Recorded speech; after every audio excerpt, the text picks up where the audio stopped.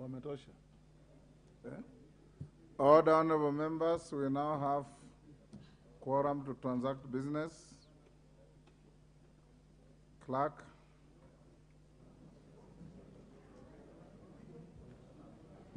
Order number 1, administration of oath. Order number 2, communication from the chair.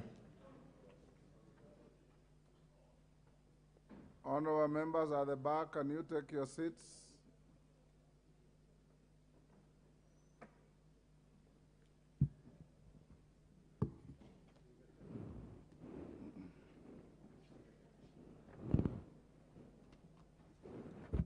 Honorable members, I wish to introduce to you a delegation from the East African Women's League who are seated in the Speaker's Gallery. Do I see them? Yes. Oh, they're there. Honorable members, the East Africa Women's League was established in 1917, initially to press for voting rights for women and women's participation in legislation affecting women and girls, which was granted in 1919. The League now has a membership of over 1,000 women for all races, cultures, and religions grouped in branches across Kenya. Honorable members, in 1964, members of the East African Women's League presented to the government of Kenya beautiful tapestries that they created. These tapestries were thereafter passed on to the legislature to be permanently displayed. These beautiful works of framed tapestries are displayed along the walls of the walkways of the National Assembly, outside Committee Rooms 7, 8, and 9, where they have remained for years. They not only remind us of our past, but also of our role as the country's supreme lawmaking body in fostering welfare and unity among the people of the Republic of Kenya. Honorable members, the women present here are the descendants of those women of valor who fought relentlessly for the democratic rights of women to participate in the political process in this country. On my own behalf and that of the National Assembly, I welcome them to Parliament and wish them fruitful engagement during their visit. I thank you. The second communication, honorable members, is on the manner of processing of questions for response by Cabinet Secretaries before the House. Honorable members at the back, can you take your seats? Those whispering to each other, I've given you an opportunity to take your seats.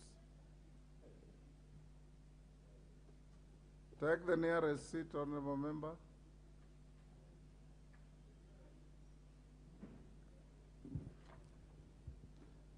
Honorable members, as you are aware, on Thursday, 9th March 2023, the House adopted the report of the Procedure and House Rules Committee and passed amendments to the standing orders on the manner of processing questions. The passage of the amendments to the standing orders clears the way for Cabinet Secretaries to appear in this House, to respond to questions and to provide reports to the House pursuant to the general investigatory mandate of the House and the requirements of Article 153(2) and 153(4)(b) of the Constitution. The House resolved that the amendments shall take effect from today, Thursday, 23rd March 2023. In this regard, I wish to guide the House on the new procedure in which questions shall be dispensed with.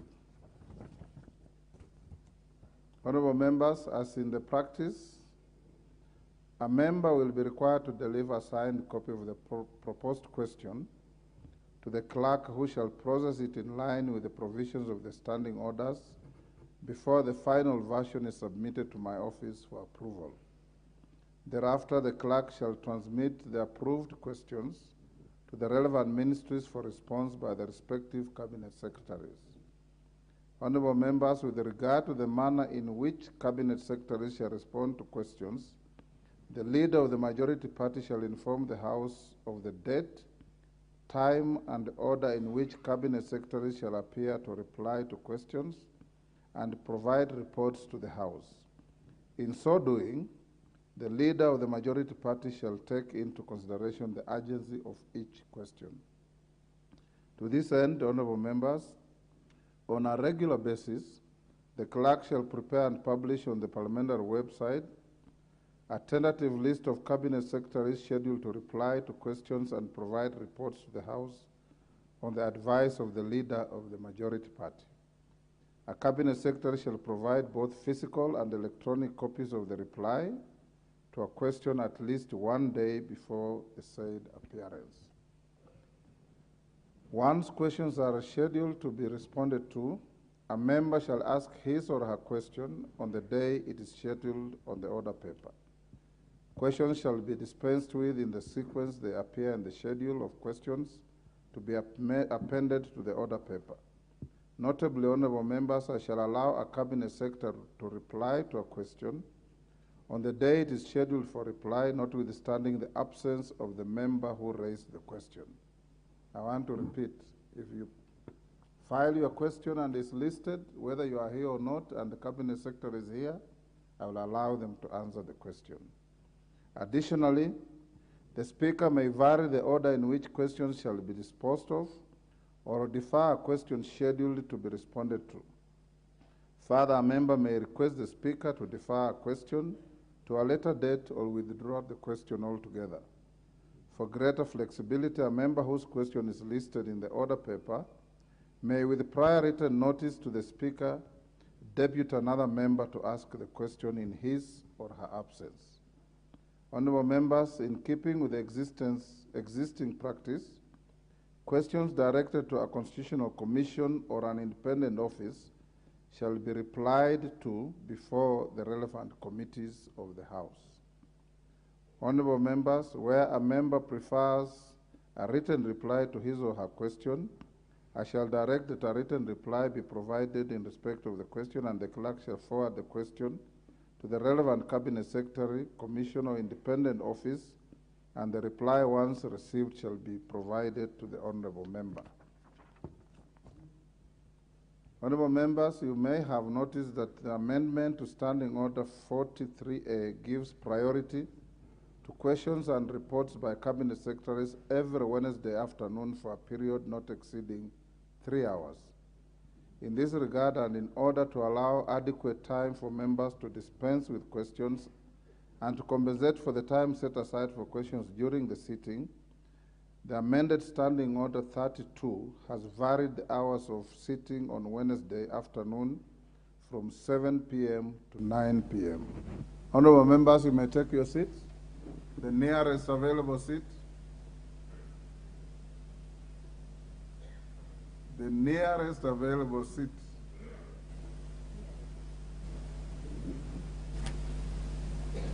Honorable members, for clarity, notwithstanding the provisions of Standing Order 32C, the House may adjourn at 7 p.m. on Wednesdays during the afternoon sitting in the event the House concludes the business scheduled for the sitting, in addition to any questions scheduled for reply.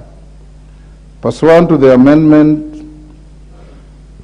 of Standing Order 25AB, I have designated the place adjacent to the public servants' bench on the right of Mr. Speaker as the appropriate place in the chamber where a cabinet secretary shall expound on government policy, reply to questions, and provide reports concerning matters under his or her control.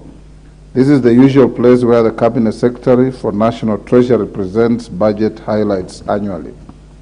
Honorable members, after a cabinet secretary has responded to a question, the standing orders allow the speaker the latitude to A, permit the member who raised a question to ask a maximum of 2 supplementary questions that relate to the original question, B, to permit a member other than the member who asked a question to ask a further supplementary question that relates to the original question, C, to direct a cabinet secretary to provide additional information or a further reply to a question or supplementary questions to the relevant committee of the House, D, to defer a question to a different time or day, from its scheduled time and day.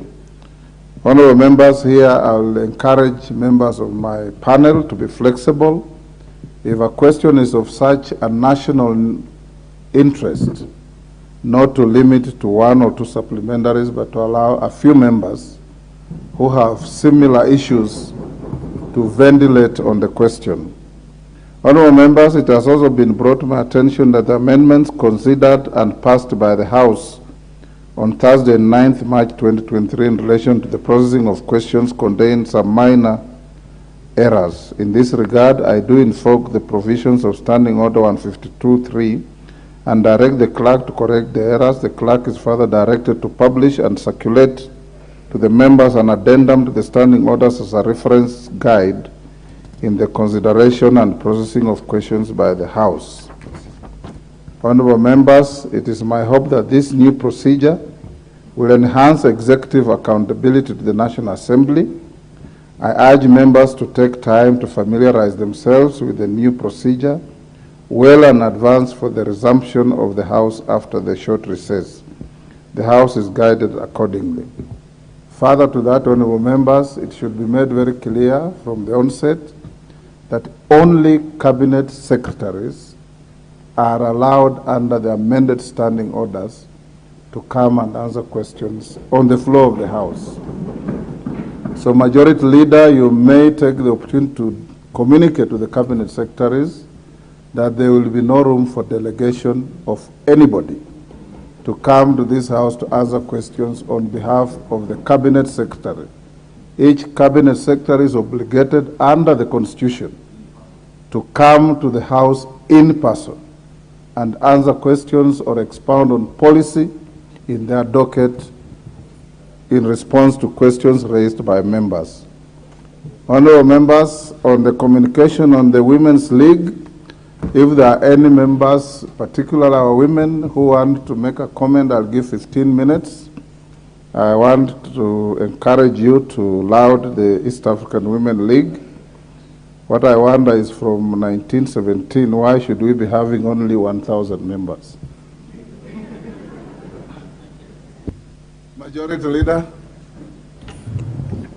Thank you, Mr. Speaker. Allow me, on my own behalf and the people of Kikuyu, to welcome the Women's League to the National Assembly and laud them for the great work they have done to fight for women's rights, voting rights in this country. And also those who preceded them. As you have indicated, these are descendants of the actual members, the first founding members of the Women's League. But Honorable Speaker, besides the short number of about 1,000 members, probably we should also note that women now are not just people who have voting rights in this country, but they constitute the most important voting bloc in our republic. And therefore, we want to encourage not just the Women's League, but the women of Kenya, that even as we embark on the process of realizing the 2/3 gender rule in terms of representation in this House and the Senate, that we will work with all women. And I say this especially so, Mr. Speaker, being a father to girls. I am a father to 4 very beautiful girls, and I know when we fight for women's rights, we fight for the rights of not just women, but the society at large. And therefore commend the Women's League for the work they have done over the years, but also encourage them to work with the male legislatures back in their constituencies to ensure that we do pass the 2/3 gender rule, to see that women not only vote, but represent the greater population of the Kenyan people, the majority of whom are women. Thank you, Honorable Speaker. Mother Wangari, those who want to comment on the women, go to intervention. Thank you, Mr. Speaker. Mr. Speaker, sir, and I also rise to help you in welcoming the Women's League, the East Africa Women Leagues, to this Parliament, and also assure them that the fight that started in 1917 has not been in vain. Women here are no longer just voters. They are able to run for elective offices. We have entrenched affirmative action in the Constitution. In fact, in this Parliament, we can boast of 102 women who are representing their population in different areas, both in the Senate and in the National Assembly. And it could not have come, this visit could not have come at a better time, Mr. Speaker, because just today, the Kenya Women Parliamentarians, KEWOPA, which cuts across the political parties, which cuts across the houses in the bicameral houses, Mr. Speaker, did their elections, and now we have a KEWOPA chair, Honorable Leah Sankare from Kajiado, leading an able team that will steer the agenda of women in this house and even internationally, Mr. Speaker. So we welcome them, and we hope that we can have some time to also interact with them as women leaders in this house. And Mr. Speaker, also as we fight to ensure that we have been able to attain what is in the Constitution, we hope that this can also go a long way to ensuring that our girls from the villages, from everywhere, even in the other countries of East Africa, Africa, and in the world, can learn from Kenya to be able to be at the forefront in terms of ensuring gender parity in leadership, not just as voters, but also as leaders. Thank you, Mr. Speaker.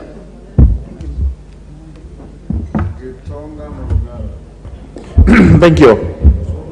Thank you, Mr. Speaker. Allow me also to welcome the Women's League.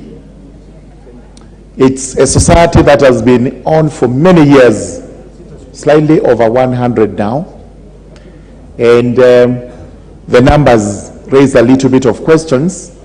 And also we've not heard about them in our rural constituencies, so that as we welcome them, I will be looking up to see their representative from Tharaka, who has come to the house also to observe the proceedings. Vitally important today, let us congratulate the ladies who are elected to lead KEWOPA in this house. It shows that women are continuing to climb the ladder of leadership, and especially as we talk about the 2/3 gender rule, where essentially today it applies to women. And we hope with the time it will also apply to men, as women continue taking up more and more of seats in the two legislative houses of parliament. So welcome the Kenya Women's League, and let us have more of you in the rural constituencies, because women there are waiting to hear and be mentored by you, so that they can also climb as you have climbed. Thank you, Mr. Speaker. Jared Okello. Honorable Speaker, thank you for the opportunity, and I join my colleagues in welcoming the Women League in the House. Honorable Speaker, it has been over a century, our women fighting for what I would term their birthright. And I'm very perturbed that the process of democratization within our women folk has been too gradual. 100 years down the line, fighting for what is due to them is way too long, Honorable Speaker. But they are not losing hope, and we know that at one given time of their lifetime, they will have equal rights. Honorable Speaker, there are inscriptions all over the place writing for the just government of men. And we wonder what happened to the women folk who play a very pivotal role to the economic and democratization processes of our nations, Honorable Speaker.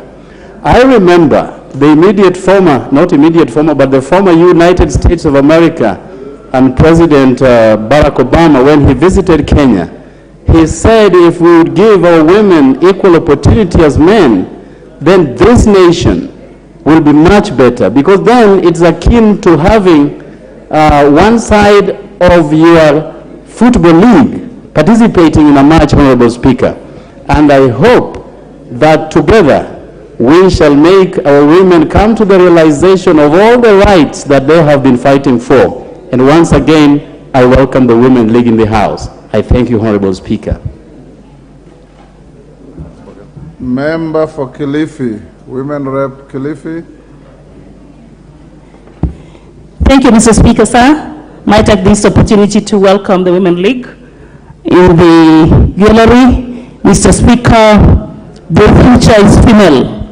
I want to congratulate our team, KEWOPA, we had the elections today morning, and I want to congratulate the new team. We want to work together, working towards the truth agenda in this House, Mr. Speaker, and we affirm, Mr. Speaker, we need your help. the 47 women reps, we've had it that women reps don't come back after one term. The ones who were elected 2013, Mr. Speaker, only 13 came back. And the ones who were elected 2017, only 16 came back. We need your help. We need the help of the male MPs to make sure we work together on the ground. And 47 women reps who are here to come back again 2027. Mr. Speaker, thank you, and we welcome the Women League. Learn from us. I'm a second-timer women rep, and I want to come back as a single constituency MP from Kilifi North. Thank you, Mr. Speaker, sir. Florence Chematia. Thank you, Mr. Speaker, for the opportunity. First, from the onset, I want to thank and welcome the Women League to the floor, to the gallery and and Parliament. I want to take this opportunity again to say that women in this country and the world have been on the move to change the world and to change this country. And for instance, as we speak now, Mr. Speaker, we have the late Grace Okot Onyango, who was our trailblazer, and we want to celebrate her even as she rests in peace. And we want to say that Kenya women have taken the first step in all the progresses, and we will work so hard, and we thank the the Women League for giving us the steps. And we are always focused to build and change the difference in our community. Because what a man does, a woman do it better. Or does it better. Thank you. Mbunge wa Changamwe. Thank you, Mr. Speaker. May I also join my colleagues in welcoming the Women League in the House. I want to encourage them to try to go back to the history of this country, where we had women who were tough fighters of our democratic space in this country. Women who shone in the various institutions that they were serving. You still have room for that, and we will encourage you, we'll work with you in the constituencies to make sure you reclaim your seats. And for those who also want to become MPs, you should also be assured that we are going to assist you to become MPs. There is room for you to compete because, Mr. Speaker, I want to emphasize here, in society today, women play a very important role. They're the ones who attend meetings in schools. They're the ones who take care of the children. They're the ones who even fend for the children in society. So I think it's high time they raise the bar and come to the national limelight to serve this nation with distinction. Otherwise, I welcome the Women League, and I encourage you to work hard so that you take your seat in the seat of nation. Thank you, Mr. Speaker. Thank you. Member for Thika Town. Thank you, Mr. Speaker. I also rise to also welcome the Women League. And as a women of Kenya, I want to congratulate the Kiwopa leadership. Mr. Speaker, we have come from far, and the women of this nation have come from far. And as we celebrate all the women, even the women who are not the National Assembly, even our governors, it is because of this movement the women of Kenya have been given equal opportunity with our male counterpart, and that is why we are here today. Mr. Speaker, we want to remind every one of us that the women, these are the same women we went to school with in primary school, the same women we shared classes in secondary school, the same women to which we shared university classes together, even in leadership. That is why we are saying we also to be on the table making decisions. So we celebrate every woman who has taken step to make a difference in this country and in the entire world. Thank you, Mr. Speaker. The last on this, member for Marsabit.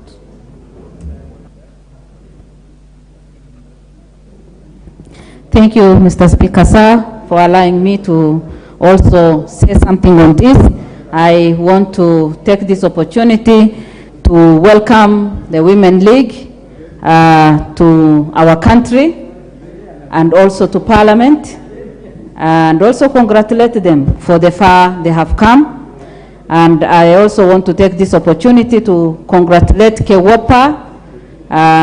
As women, this morning we have had elections and we have elected our leadership, led by our sister Leah. And we know that women of Kenya have come from far to be where we are, and the future is bright because our government is so determined to support women and also see how best we can be included in almost every sector of this country. We know that women are the pillars of the society, and we, those of us who are in leadership now, are committed also to encourage others so that they can get into leadership, and moving forward, the future with women will be more brighter and more comfortable. Thank you, Chair. Thank you, Madam Speaker. Thank you. Honorable members, I wish to acknowledge the following schools: Mutembei Girls High School in the Speaker's Gallery from Keio South, Elgeyo Marakwet; Kabarak High School from Rongai, Nakuru; Kandabilet Secondary School from Marakwet, Elgeyo Marakwet, Marakwet West; Kilimo High School from Njoro in Nakuru; Kabuthia Girls High School from Kangema, Muranga. I have been requested by Honorable Murugara, he alleges he's an alumni of Kabarak, to be given a minute to say something. Thank you very much, Mr. Speaker. Mr. Speaker, I'm not alleging. It's a matter of fact. It's with a light touch. Thank you, Mr. Speaker, I know. Mr. Speaker, allow me to welcome the Kabarak High School in Rongai, that's in Nakuru, and the other students who are actually in the chambers of the Parliament. I'm an alumni, having entered Kabarak High School in 1986 and did my A-levels in 1987. In 1987, Kabarak High School was actually tops in the Republic when it came to what used to be known as the Kenya Advanced Certificate of Education. It was not a mean feat.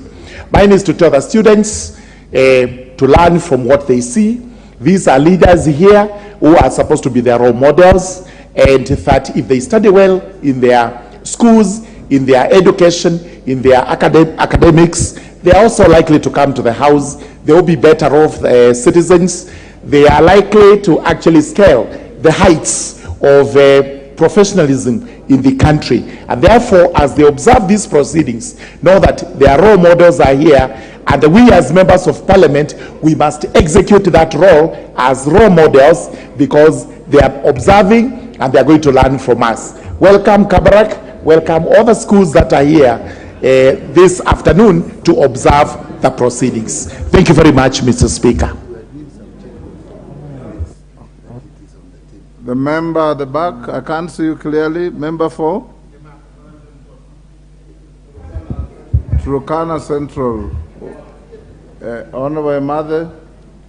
Thank you. You are also from Kabarak? Thank you, Honorable Speaker. I am also an alumni of Moi High School, Kabarak, and also a parent in Moi High School, Kabarak. I finished in the year 1997. My daughter is in Form 3 in Moi High School, Kabarak. She is called Michelle. Pass my greetings to her. Michelle Emathe. She may be in the gallery. Michelle Emathe. Yes. Honorable Chair, Honorable Speaker, Moi High School, Kabarak has a slogan, "On Earth We Rise." And I want to encourage the students from MHSK to keep it there. We still need you here. There is Honorable Kitur of Nandi Hills, also an alumni, and there is also Daniel Nanok Epuyo of Turkana West. He's also an alumni and is here also a member in this house. And I want to thank you and encourage you to keep it up. I know you are disciplined, and with hard work, you will make it in life. Thank you, Honorable Speaker. Thank you, Honorable Mother. Robert Mbui. Thank you, Mr. Speaker. Mr. Speaker, I rise on Standing Order 1, which basically indicates in the absence of something that is not given expressly provided in the standing orders, that we can seek that you help to give direction. Now, Mr. Speaker, yesterday we, excuse me, we received your decision, Mr. Speaker, when you returned the request for CSS to be vetted by the House, and you said there is an absence of constitutional or statutory provisions that would have been used to do that. Mr. Speaker, I'm asking this because just now you did point out that cabinet secretaries will be allowed to come to answer questions in the chamber and if designated where they will be. But the practice, Mr. Speaker, has been that when dealing in committees, a lot of times the cabinet secretaries have sent either their CASs or their principal secretaries. Mr. Speaker, I would like you to advise how do we interact with the CASs when it comes to committees in view of the fact that you yourself have kind of indicated that theirs is not a constitutional office. Thank you, Mr. Speaker. Robert Mbui, I think the communication was very clear. Ministers will come here to answer questions. In committees, I don't know what the chairmen do. When I was in the Senate, all the committees I sat of Finance, Defense, and Foreign Relations, we never allowed a minister to send a CAS or a PS on their behalf. We only dealt with ministers. I leave it to the chairman of committees to decide what they want to do. I will ask the majority leader at some point to give a statement on the floor of the House. What I, however, need to make clear is that the appearance of ministers in plenary here is not a closure of their appearance in committees. There will be questions that will be inadequately prosecuted on the floor, and the discretion of the Speaker may direct them back to committees for further inquiry and investigations. There may also be questions which, in the opinion of Mr. Speaker, and on the advice of the clerk, may require in-depth investigations and may be sent directly to committees. But I also know that question time is the sweetest time for members of parliament in the plenary. So every member who files a question, I'll give you your day. If it's inadequately answered, I'll send you to prosecute it in the committee, as has been done in the past. So I think that would satisfy you for now. Majority Leader, if you will have any additional information when we resume, I'll give you an opportunity to make a statement, because all this will be coming via your office.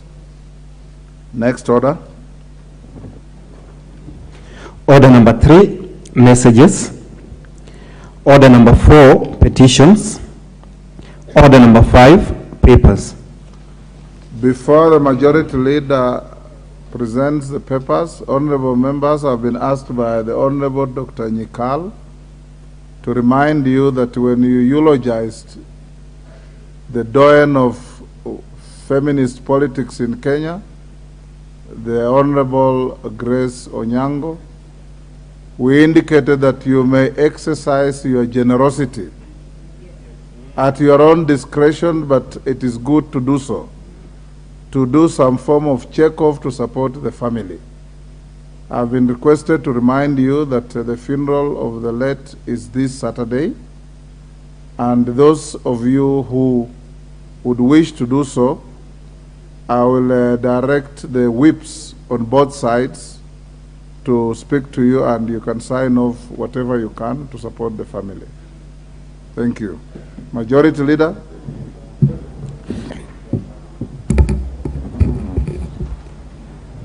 Thank you, Honorable Speaker. I beg to lay the following papers on the table of the House today, Thursday, March 23rd, 2023.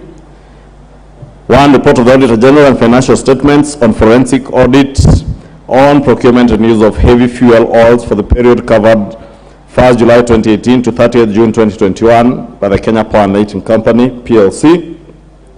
2. Report on the performance of the special groups, youth, women, and persons with disability from public procurement in respect of the institutions listed for the year ended 30th June 2022. Kenya Electricity Expansion Project, OFID, credit number 1487P, Rural Electrification and Renewable Energy Corporation. 2. Power Transmission System Improvement Projects, ADF loan, Kenya Electricity Transmission Company Limited. 3. Petroleum Development Levy Fund, Ministry of Petroleum and Mining. 4. Arusha, Holili, Taveta, Voi Road. 5. Merile, Marsabit Road Rehabilitation Project, KE/001/09, loan agreement number KE-FED 2009-021-655, Kenya National Highways Authority. F is Study and Capacity Building Fund Project, grant numbers CKE 601501K, CKE 104301F, and CKE 104701K, the National Treasury. G, upgrading of Gilgil Machinery Road Project, Kenya Rural Roads Authority. H, multinational Kenya section of interconnection project of electricity grids of Nile Equatorial Lakes countries, ADF loan, Kenya Electricity Transmission Company Limited. I, Eastern Electricity Highway Projects, IDA credit number 5148-KE, AFD loan number CKE 103001B, and ADF loan, Kenya Electricity Transmission Company Limited. J, Bogoria, Silali, Geothermal Project, Geothermal Development Company. K, Kenya Off-Grid Solar Access Project for underserved counties, IDA credit number 6135-KE, Ministry of Energy. I, National Treasury Capacity Strengthening Project, ID number PKE K00-00011, the National Treasury. M, National Agricultural and Rural Inclusive Growth Project, IDA credit number 5900KE, State Department for Crop Development and Agricultural Research. N, Small Scale Irrigation and Value Addition Project, ADF loan, State Department for Crop Development and Agricultural Research. O, Kenya Marine Fisheries and Socio-Economic Development Project, IDA credit number 65400-KE, State Department for Fisheries, Aquaculture and the Blue Economy. P, Kenya Youth Employment Opportunities Project, credit number 58120-KE, State Department for Labor. Q, Kenya Youth Employment Opportunities Project, IDA credit number 5812-KE, National Industrial Training Authority. R, 220 kV and 132 kV transmission lines and substations, Exim Bank of India funded projects, Kenya Electricity Transmission Company Limited. S is a capacity development project for enhancement of rice production in irrigation schemes in Kenya under the State Department of Crop Development and Agricultural Research.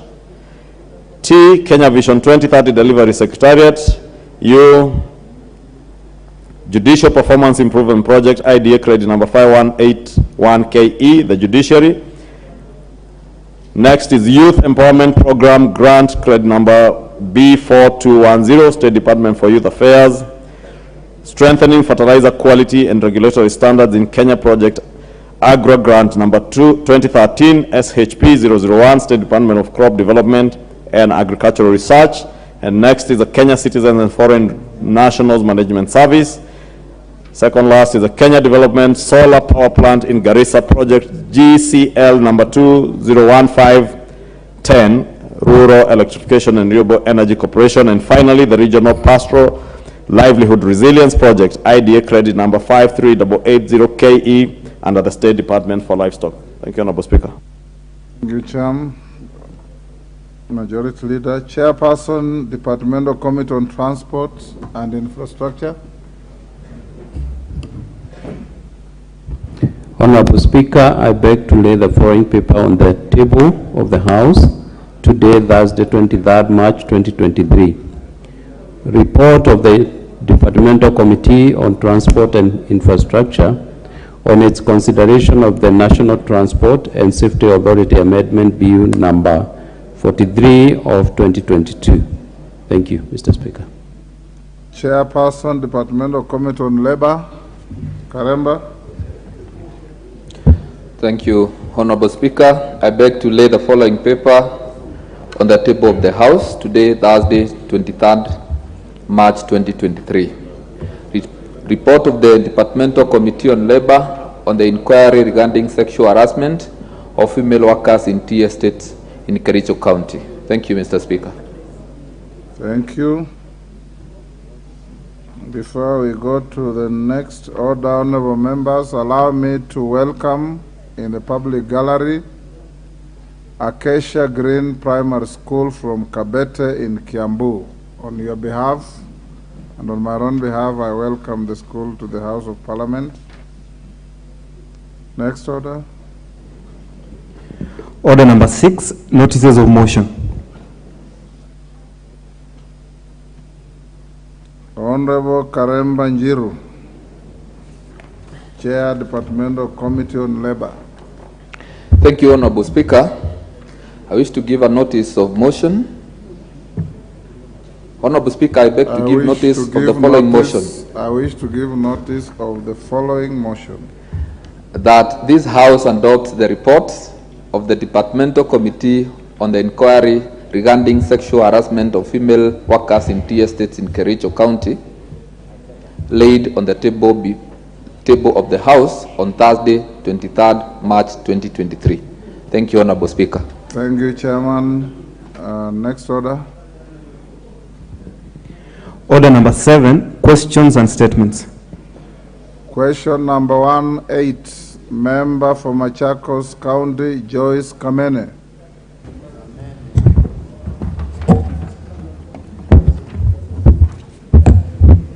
Thank you, Mr. Speaker. In pursuant to the provision of Standing Order 42A, 5, I wish to ask the following question, 018/2023, to the Cabinet Secretary of Roads and Transport. What measures has the ministry put in place to provide for pedestrian foot bridges along an approximately 2-kilometer stretch of Mombasa Road, especially the crossing at Hilton Garden Inn and the Syokimau Railway Station / Nairobi SGR Terminus, and the stretch between Kappa Industries and the Mastermind? Thank you, Mr. Speaker. Thank you. Honorable members, you will note that questions being asked today are the first batch that will be transmitted to Cabinet Secretaries to answer when we resume after the short recess. Question 069, Member for Elgeyo Marakwet, Honorable Caroline Ngeleche. Thank you, Mr. Speaker. I rise to ask the question number 069 of 2023 to Cabinet Secretary for Environment, Climate Change and Forestry. Could the Cabinet Secretary, 1, explain the rationale behind the ban on maize cultivation in plantation establishment and livelihood improvement scheme, popularly known as PELIS areas? Number 2, explain why there is a massive decrease in forest cover percentage in Elgeyo Marakwet County despite the ban on maize cultivation under the PELIS system. 3, explain the pros and cons of maize cultivation under the PELIS system and clarify whether the area residents can revert to the initial maize cultivation in Peli's areas. Thank you, Honorable Speaker. Thank you, Honorable Member. Your question will be answered after recess by the Minister for Environment, Forestry and Mining.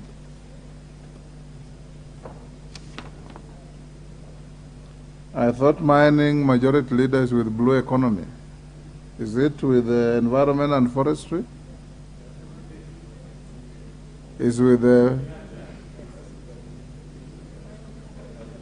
majority leader? Is mining with blue economy or with forests? With forests. Okay. I thought. Question 070, member for Lungalunga, Chief Foromondo Mangale. Thank you, Mr. Speaker. Pursuant to the provision of Standing Order number 42A, 5, I rise to ask question number 070 of 2023. Could the Cabinet Secretary expound on the status of approval of payment of hardship allowance to teachers and public servants in Lungalunga sub-county, given the extreme working condition in the area? Thank you, Mr. Speaker. Thank you. That will go to the Minister of Labor. Question 071, member for Kaiti, Joshua Kimilu. Thank you, Mr. Speaker, for giving me the opportunity to ask question 071-2023. Mr. Speaker, considering that the government of Kenya is the largest shareholder in Safaricom, could the Cabinet Secretary explain why the company has not been paying residues to its dealers according to the contractual terms, as it is the case for non-payment of dues for the period from January 2023 to date? 2, what steps is the government taking to ensure that Safaricom provides its employees with a conducive working environment that is compliant with fair labor practices, including checking on sudden changes of working station without adequate notice, which is disruptive? Thank you. Thank you, Honorable Kimilu. The question will be answered by the Minister for Communication, Information and Innovation. Question 072, member for Rongo, Paul Abor.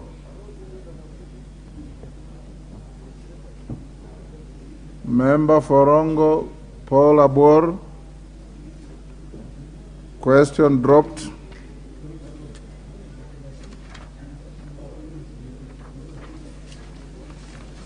Next question, question 073, member for Teso South, Mary Emase.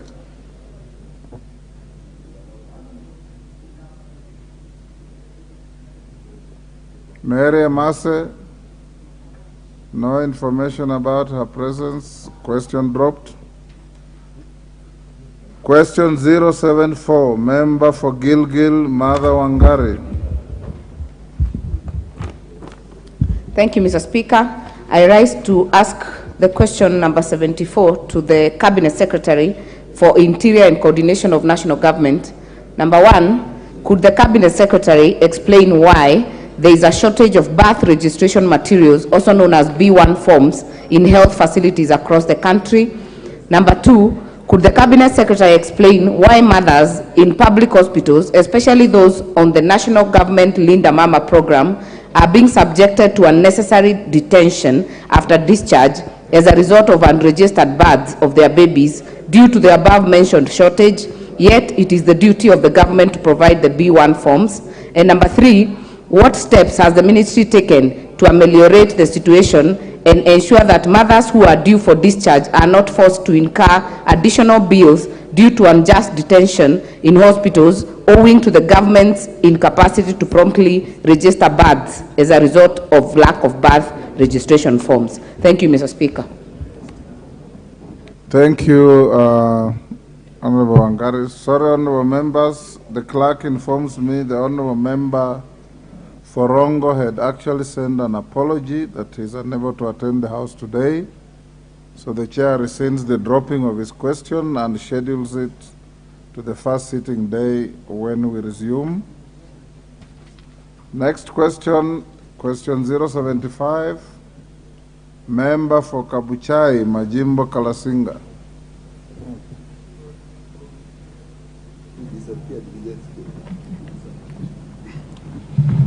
Thank you, Mr. Speaker.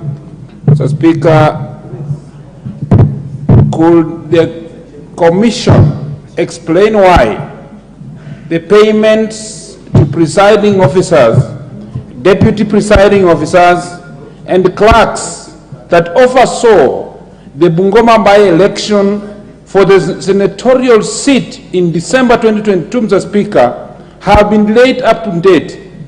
What plans does the Commission have to compensate these presiding officers, deputy presiding officers, and clerks, Mr. Speaker, whose payments are long overdue, given the high cost of living, Mr. Speaker? Thank you, Mr. Speaker. Thank you. Your question will be forwarded to the jailer committee for answering. Honorable members, that's the end of question time. Next order.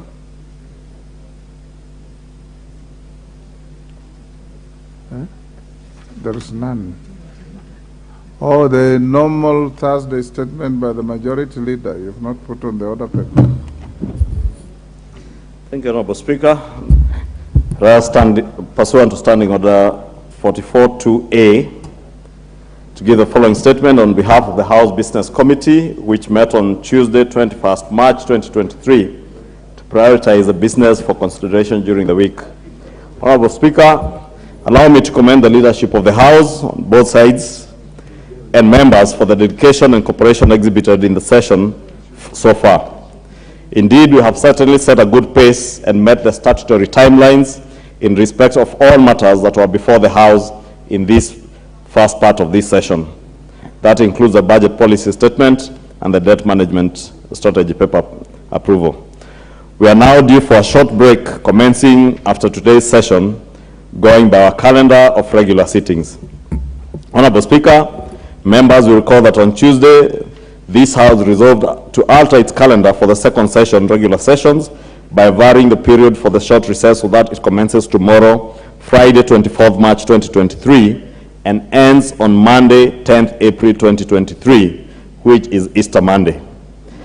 The break will therefore be 2 weeks instead of 1 week. The House is scheduled to resume its regular sittings on Tuesday, 11th April 2023 at 2:30 p.m. to continue with the first part of the session. Honorable Speaker, the House still awaits reports on various items of business.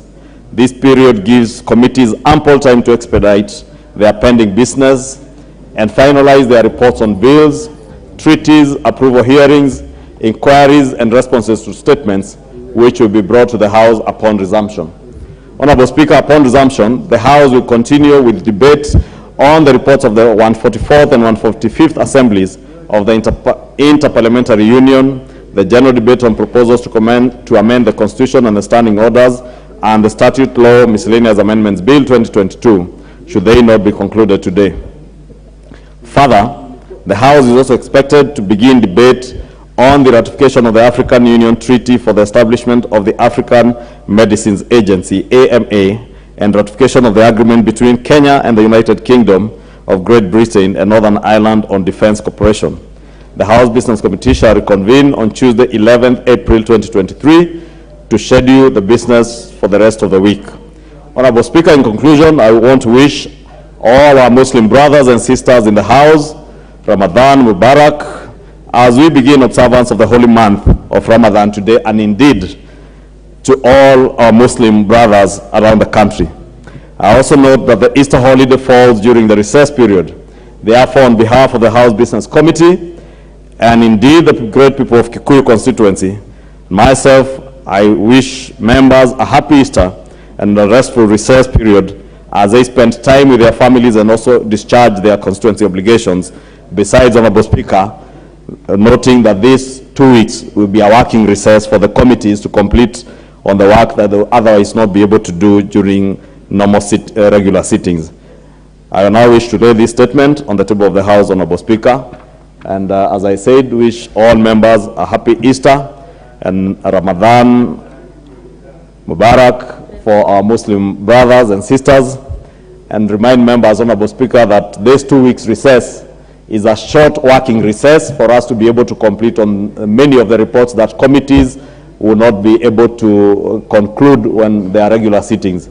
And when we resume after the short recess of 2 weeks, immediately after Easter, we will expect that the annual estimates will be coming towards the end of that month, and therefore the House will be very busy. So also take your time to engage with your constituents and your families during this short recess, even as you take time in your committees, spend a little more time with your families, because the session after will be very busy. Thank you, Honorable Speaker. Thank you, Majority Leader. Next order. Order number 8, procedural motion, extension of period of consideration of a legislative proposal to amend the Constitution. Yes, Majority Leader. Thank you, Honorable Speaker. Honorable Speaker, I rise on standing order number 85 on anticipating debate. And Honorable Speaker, no, we are a house of procedures and rules. Honorable Speaker, there are 2 rather minor issues that I have noted that are good to appraise members on, just for the good of housekeeping. One, Honorable Speaker, is on anticipation of debate, because I did note yesterday, as much as I am here to get the bill on the privatization bill, I did notice the leader of minority and a number of members addressing media within the precincts of Parliament on a bill that has only been reported in the media to have been sent to the National Assembly. Honorable Speaker, maybe it would be good to guide all our members, because some of these small things may mislead our new members that it is right and okay to anticipate debate of bills that are before the House or those that are scheduled. In fact, any bill that is gazetted, if you read the standing order, Honorable Speaker, it says it shall be out of order to anticipate the debate of a bill which has been published as such in the Gazette by discussion upon a substantive motion or an amendment, or by raising the subject matter of the bill upon a motion for the adjournment of the House. Honorable Speaker, maybe just for guidance, to guide, and I know the leader of minority who is not here, but the leader of minority emeritus, the Honorable John Buddy, is sitting here. Maybe he could guide the leader of minority and members within their coalition, as much as they may be very eager to incite members of the public and the country on what is bound to come before the House. It is only right that as members of Parliament, since we have the opportunity to interrogate whatever proposals come to us from the executive in form of a bill, we have the opportunity on this floor to challenge what has, or support, or challenge, or oppose, and even decide on what to do with whatever proposal comes to the House. Therefore, found it quite out of order, Honorable Speaker, that it is the House leadership that is now leading other members to anticipate debate of bills that are already published. 2, Honorable Speaker, because that bill was only reported in the media to have been approved by the Cabinet, and that is under the assumption that it is already gazetted. 2, Honorable Speaker, I have noticed, because of the constraint with our committee rooms, and that's why I said it is good for committees to make use of this short recess to schedule their meetings even at a time when the House would otherwise be sitting, so that they utilize rooms within the precincts of Parliament. But, Honorable Speaker, is also worth noting that when a committee sits outside the precincts of Parliament, that committee room becomes an extension of either our committee rooms within the precincts of Parliament or even this chamber. And I have noticed, Honorable Speaker, as I said, minor things like the mode of dressing that members appear before those committees, and especially in committees where they have invited witnesses and other people from outside Parliament.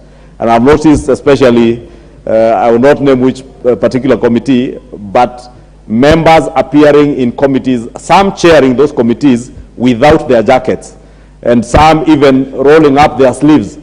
And Honorable Speaker, I think we need to restore the dignity of committees, whether they sit within the precincts of Parliament or outside.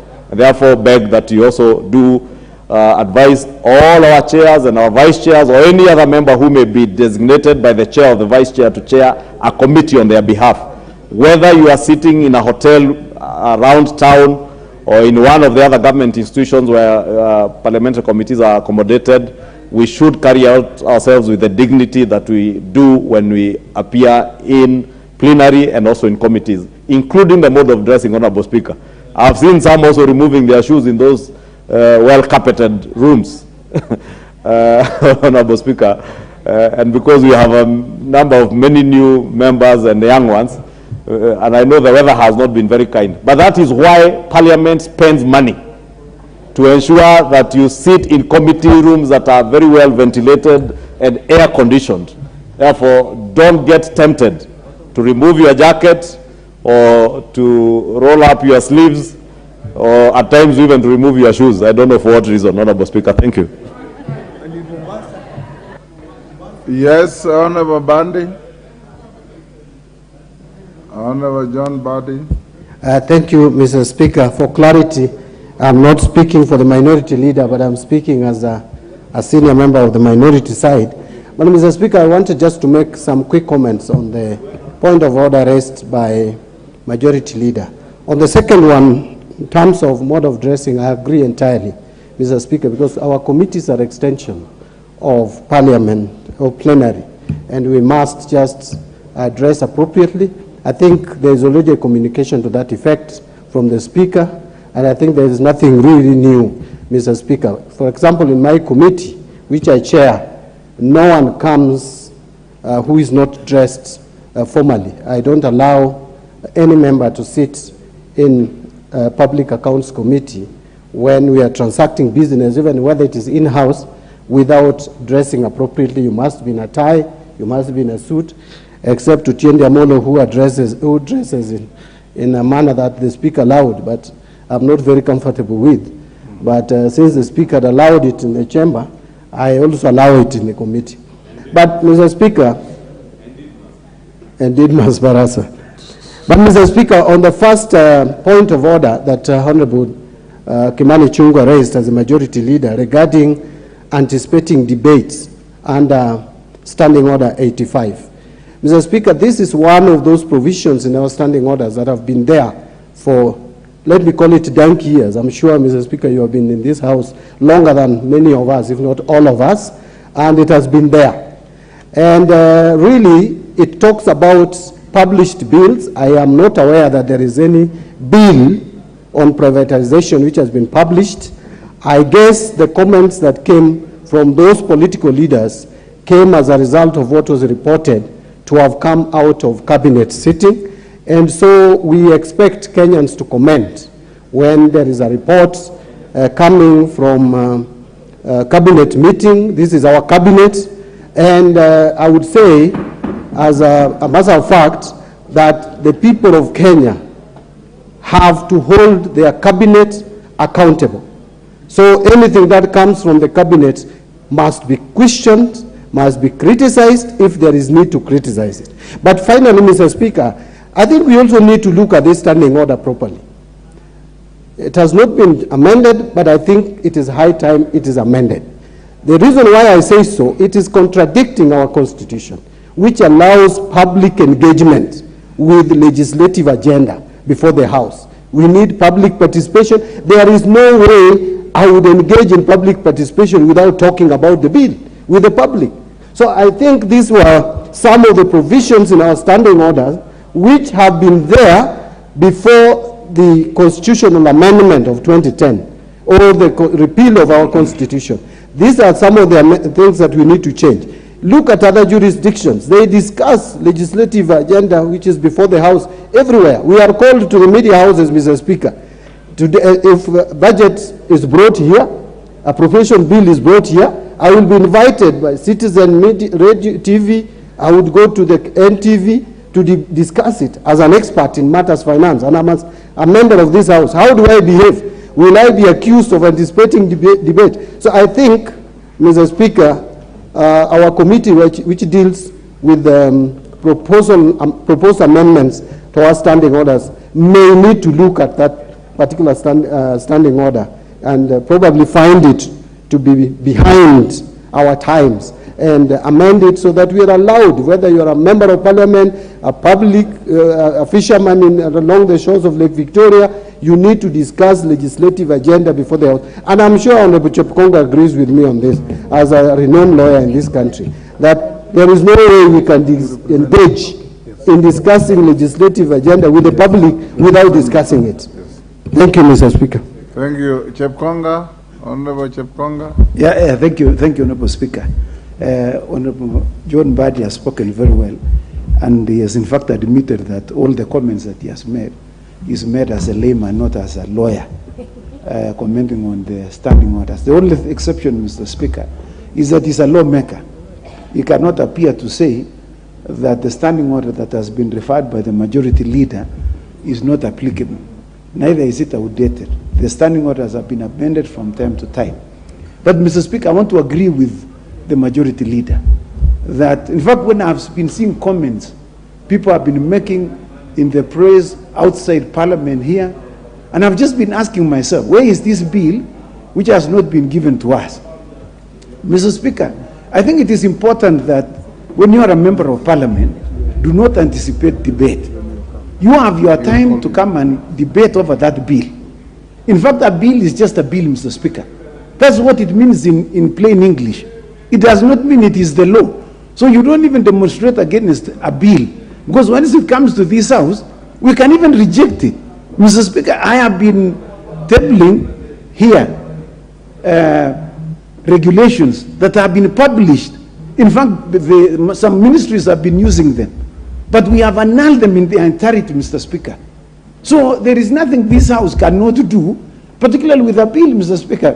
Something that has just been published, it is an intention of the government that that bill be passed. But it is incumbent upon us as members of Parliament to decide. Mr. Speaker, on the second limb, on the dressing, Mr. Speaker, I know that all committees, and particularly the chairs, are an extension of the Speaker. Yes. So I think it is important and pertinent for the chairs to rule when a member has come in a manner that is not properly dressed. Just like when we go to court, Mr. Speaker. If you are not well robed, you will be thrown out.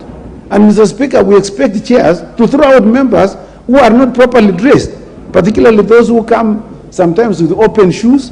They come with their shirts and their ties, and they are open up to the chest here. Mr. Speaker, those ones should be thrown out to go and dress properly. So we expect chairs to administer the standing orders of the House. I thank you, Chair. Thank you, honorable members. Honorable members, as Honorable Chepkonga has rightly said, buttressing what the majority and Honorable Mbadi said, committees, wherever you sit, even if you are sitting on the moon, you are an extension of this chamber. Rules of etiquette, dress code, and all conduct expected of you under the standing orders extend to the committees. And the chairman of committees, you have a duty to ensure observance of the rules of etiquette, dress code, and the conduct of members and the witnesses who appear before your committees. Of course, the chair will only get to know when you bring to our attention that a certain chairman is lax and is not observing the etiquette expected of the conduct in a committee, in which case then the chair will take the necessary steps to correct the situation. Next order. Order number 8, procedural motion, extension of a period of consideration of a legislative proposal to amend the Constitution.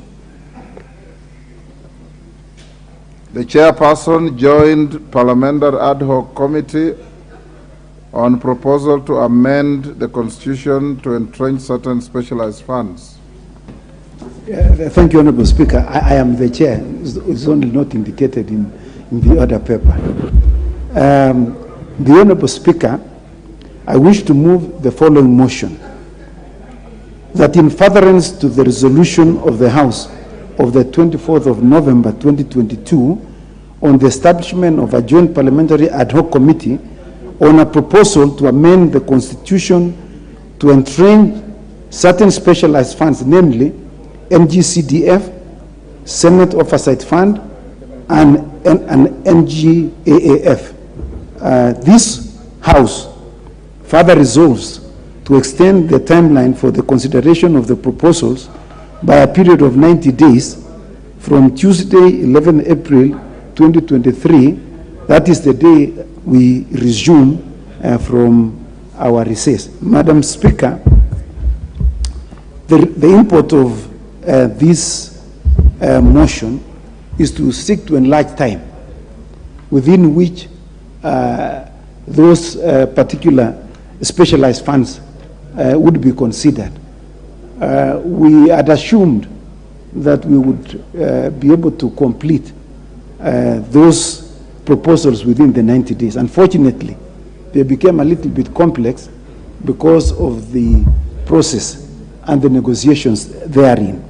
So, Madam Speaker, we are therefore seeking an extension of time by a further 90 days to enable the Joint Ad hoc Committee, which is a committee composed of the National Assembly and the Senate, to conclude discussions and come up with the relevant constitutional amendment bills to entrench into the Constitution those bills that we think have had some issues, particularly with some Kenyans outside this House. And so, Madam Speaker, I move and seek that members support this, and I would like to request the Honorable Stephen Mule to second. I thank you.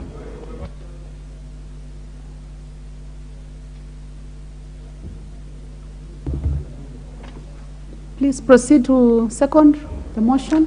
Thank you very much, Madam Speaker. I want to urge members to agree with the chair of the Joint Committee.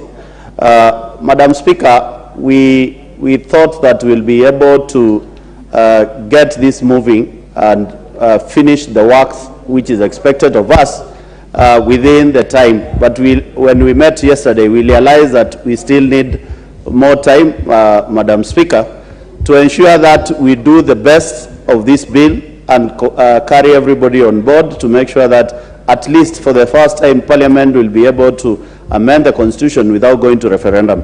Mr. Speaker, I want to urge members that as we go on recess, we want to make a kind request to all members of single constituency women reps to see whether they can meet with the public and make public participation towards this amendment to the Constitution and give us a report once they come back from recess to enable us to shorten the time and move forward. Because you know very well, Madam Speaker, when the bill will be read the first time, for us to go to second reading, we still need 90 days. And I believe if we work together as a team and each constituency does public participation regarding this together with their CDF chairman, we'll be able to have closed the door of public participation in a shorter time than we expect, Madam Speaker. So I want to urge members, those who are in the chamber and those who are outside the chamber, as you go on recess, you kindly request if you can make that provision to do public participation and give us a report as we come back after recess, and we'll be able to move this forward to finalize the amendment of this Constitution. I support. Your second? I second, Madam Speaker. Thank you very much, Honorable Mule.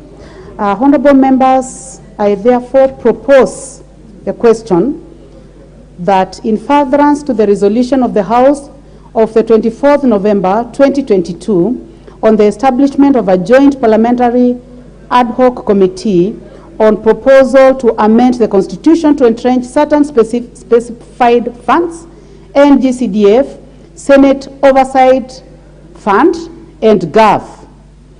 This House further resolves to extend the timeline for for the consideration of the proposal by a period of 90 days from Tuesday, 11th April 2023. Honorable members, it is the mood of the House. Is it the mood of the House that I go ahead and put the question?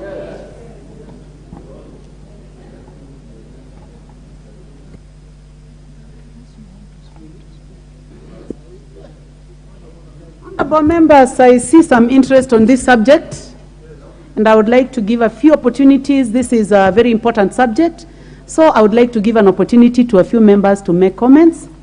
Honorable members, those who have interest to contribute on this, please press your intervention button. I will give the first opportunity to the Minority Whip, the Honorable Owen Bayer.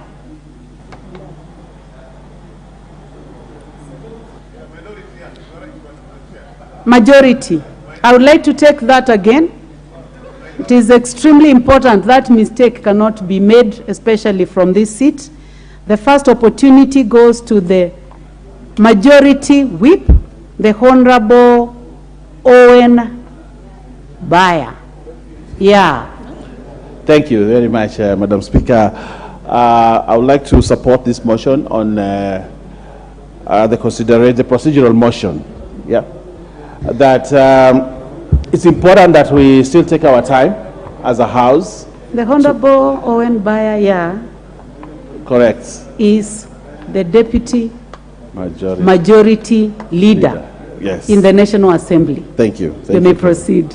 Okay. So, Madam Speaker, it's important that we continue to gather information on this motion so that we have, we involve everybody, do a lot of public participation, so that as we come to this chamber, we are able to say what Kenyans have said. I think one of the fundamental principles of this constitution is that public participation is core at everything that we do. So, Madam Speaker, I'd like to support this and urge other members to support so that we give more time before we come for the debate. Thank you, Madam Speaker. Very well, Honorable Bayer. Honorable members, the next opportunity goes to the Honorable John Buddy, nominated member.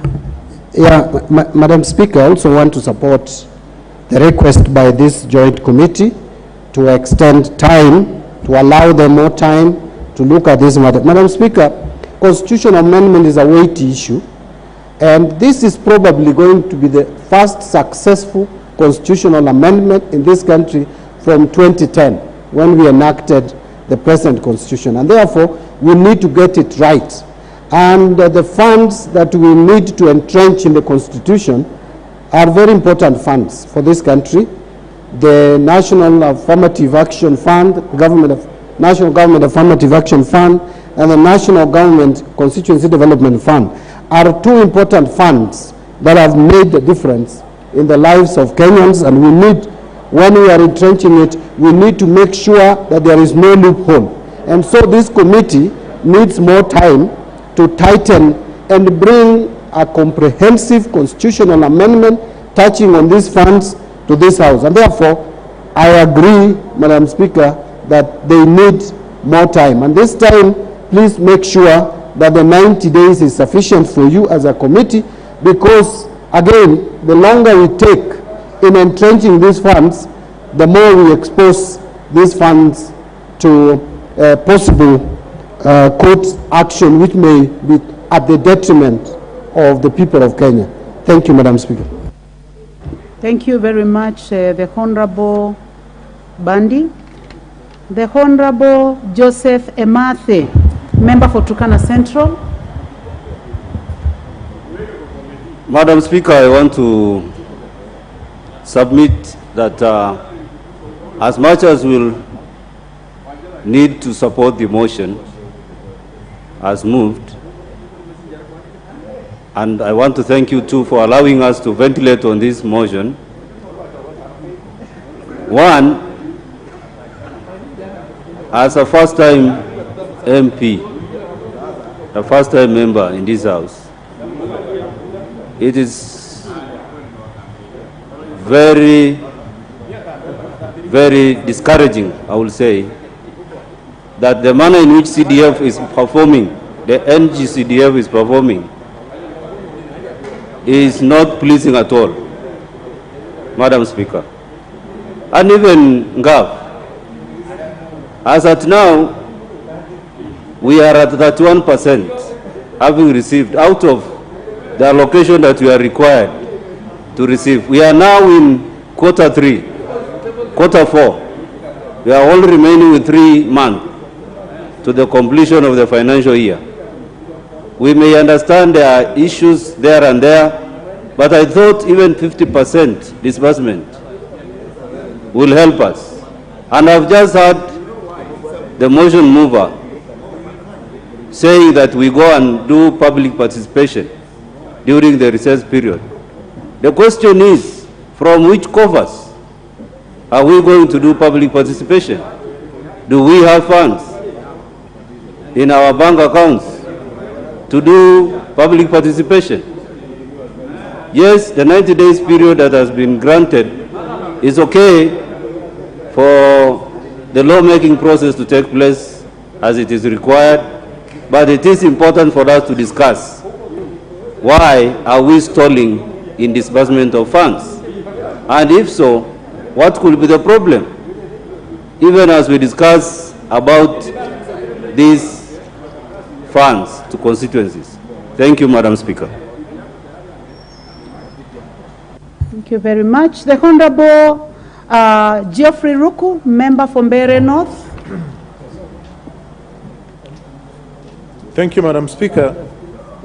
The National Government Constituency Development Fund is an extremely important fund which has implemented quite a number of projects, especially in education and in security, Madam Speaker, and also in supporting young people in terms of talent development.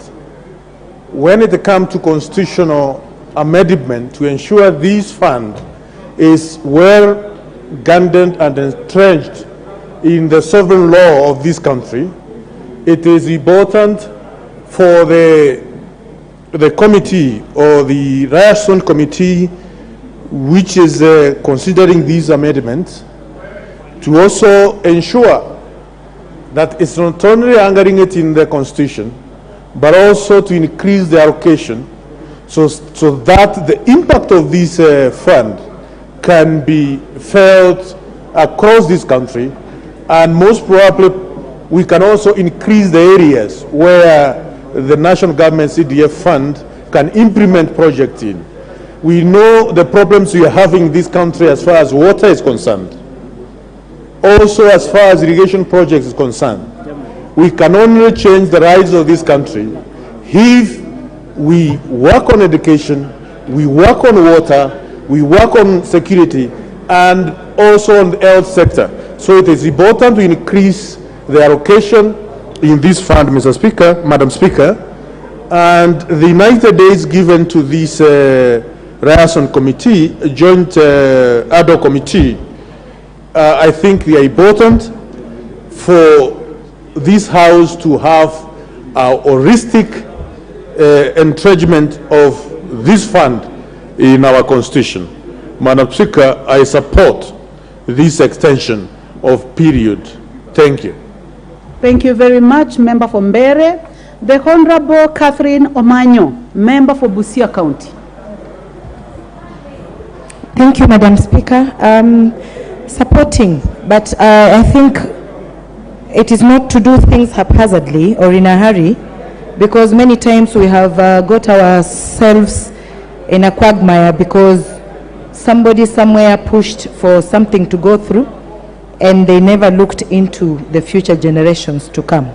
So the committee should be given ample time to come up with something tangible that will hold waters for a long time, even way after we are dead and gone. So anytime we mention NGCDF, we should be mentioning GAF at the same time, because it goes in tandem. Thank you. Very well, Honorable Member. I see a point of order by the by the Honorable Rebecca Tonkei, member for Narok. Thank you, Madam Speaker.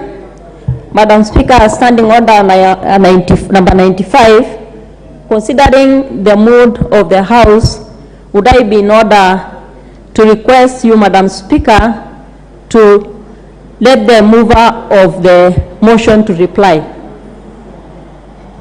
Thank you. Thank you very much. Honorable members, I would like to establish that whether it is the mood of the House that I call upon the mover to reply. So I put the question, will as many as of that opinion say aye? Aye. Will as many as of the contrary opinion say nay? The ayes have it. So then I call upon the mover to reply. Madam Speaker, I reply. Thank you very much. Honorable members, I therefore put the question that in furtherance of the resolutions of the House of 24th November 2022 on the establishment of a joint parliamentary ad hoc committee on a proposal to amend the Constitution to entrench certain specialized funds, NGCDF, Senate Oversight Fund, and NGAF. This House therefore resolves to extend the timelines of the consideration of the proposal by a period of 90 days from Tuesday, 11th April 2022. Will as many as of that opinion say aye? Aye. Will as many as of the contrary opinion say nay? The ayes have it. Next order. Order number 9, procedural motion, extension of period of consideration of a nominee for appointment to a public office. Chairperson. Chairperson.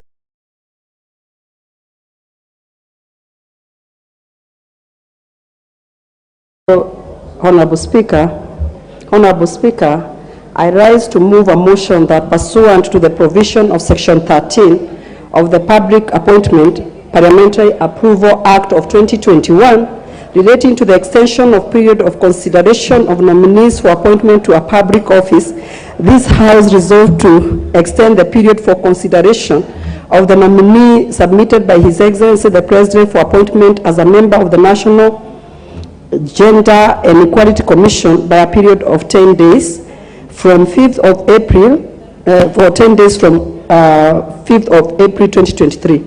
Honorable Speaker, the reason as to why is that the House will be on a recess, and even as a matter of, even if we have finished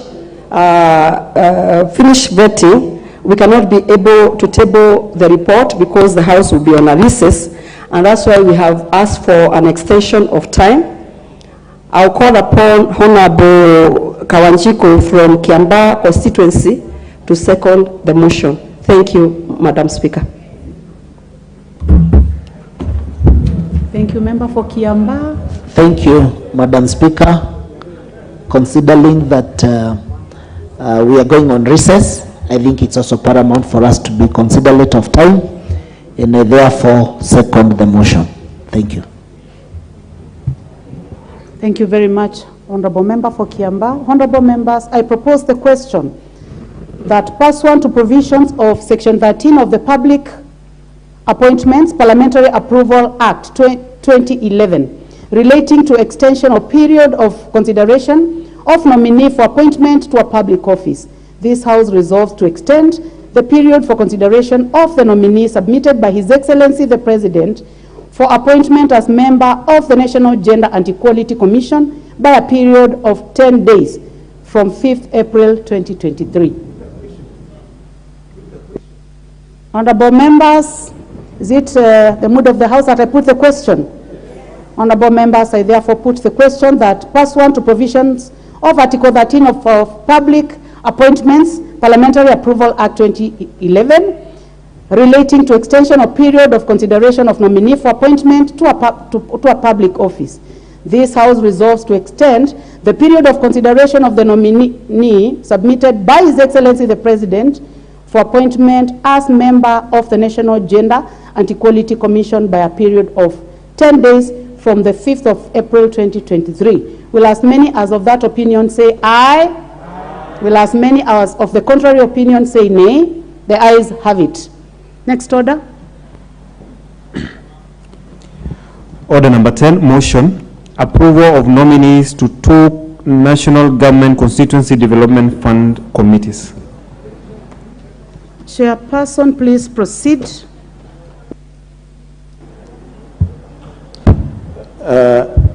Madam Speaker, I beg to move that this House adopts the report of the National Government Constituency Development Fund on 2 constituencies committee laid on the table of the House on Tuesday, 21st March, and pursuant to the provisions of Section 43(4) of the National Government Constituency Development Fund Act 2015 and paragraph 5(2) and 10, 5(2) and 10 of the National Government Constituency Development Fund Regulations 2016 approves the list of the nominees for appointment to the following 2 constituency committees of the National Government Constituency Development Fund. 1, Samburu East Constituency, and the names are as in the order paper. Then Kandara Constituency, which is also the names are on the order paper. Madam Speaker, I want to thank the members who have, these are the last 2 constituencies which we are moving and passing, because they have brought their names, and we are ready, and we want to ask them to do their good work in their various constituencies, because it is their responsibilities with the committee which is there. The Honorable Majority Leader, what is out of order? Honorable Speaker, thank you. And I'm sorry to interrupt the chair of the NGCDF committee, who was doing a very good job. But Honorable Speaker, when I look around the House, I do not see the members for Samburu East, and I also do not see the member for Kandara constituency. Honorable Speaker, from the 11th and 12th Parliament, at least the 2 houses have been, it has been a tradition that when we are approving these names of constituency CDF committee members, the member of the particular constituency be in the House before we approve the names that relate to their constituency, because they are the ones who are involved in the public participation and the approval process right at the sub-county level of these names. Therefore, request, Honorable Speaker, that we drop this particular motion until such a time that the 2 members will be present in the House.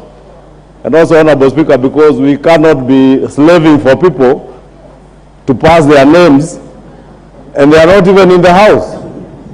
And you know, we are all sent here by the people of our constituencies to represent them. Therefore, if the member for Kikuyu is not in the House, the business of the people of Kikuyu should pause until the member of Kikuyu comes back. Therefore, I wish to request you, Honorable Speaker, to indulge me and we drop this motion until such a time that the 2 members shall be in the House. And if you notice, Honorable Speaker, the member for Samburu East is actually a replacement. Therefore, it would be dangerous to even be replacing a member when the member is not there to appraise the House of why there is a replacement. The member for Kandara to tell us whether these are the people who are actually elected and nominated at the sub-county level, and therefore beg that we drop this particular motion until such a time when the 2 members are in the House. And it also encourages members, Honorable Speaker, to be present in the business of the House. If we get into the custom of approving things that relate to a member and the member is not in the House, then no member has any business being in the House. Unlike Professor Nyikal, who is always in the House, or the member for Homabay constituency, or the Honorable Udo and Honorable Agnes Pareyo, who are always in the House, the member for Kajiado Central, and of course the member for Kikuyu and the member for and member for Thika, and member for the Honorable Tandaza, and the member for county member for Busia. Honorable Speaker, because it is good, you know, when you are here, Honorable Speaker, you are also being accountable to your constituents. And when you are serving in a risky position like mine, it is also good to be seen, to be here, and to be heard. You know, Honorable Speaker, on Tuesday, I was here the whole day up to the time the House rose in the evening. And Honorable Speaker, I have this afternoon seen Mr. Raila Odinga purporting that I was in a meeting somewhere with the Deputy President and the member for Kiharu. And you know, it is allowed to have hallucinations at some age, Honorable Speaker, but please don't hallucinate with me. And I want to request the former Prime Minister, as much as he may have hallucinations, please don't hallucinate with me. I was in the House up to the time the House rose. When I went home, my 3-year-old daughter, who sleeps late like me, Honorable Speaker, we slept around the same time. Actually, I dozed off holding on to my 3-year-old daughter, Honorable Speaker. And I will send Mr. Odinga and the people he was with at that press conference to my 3-year-old daughter to just inform him where I was on that particular Tuesday and seize the hallucinations. Honorable members, there are so many points of order, but there is a very important matter that has been raised by the majority leader on this subject. Well, the Honorable Nikal on my left and... Thank you, Mr. Speaker, Madam Speaker. First of all, my point of order is... What is out of order, first of all? What out of order, Madam Speaker, is mentioning people's names who are not in the House and in a negative way. And yesterday, the speaker, your counterpart, Mr. Speaker, Honorable Farah, said that is out of order. I think he mentioned order 87.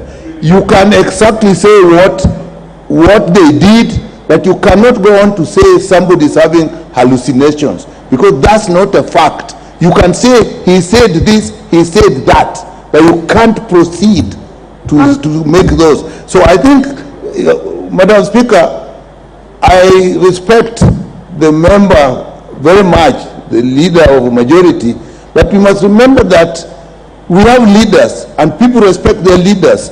And when you mention leaders negatively, you raise unnecessary tension in the House, and therefore you defeat the purpose of the debate. So with that, I'm still asking, he is out of order, and actually he should withdraw that statement. But what he has raised, I support, and it's important. But he is out of order in what the contribution he made. Very well, Honorable Member for Seme.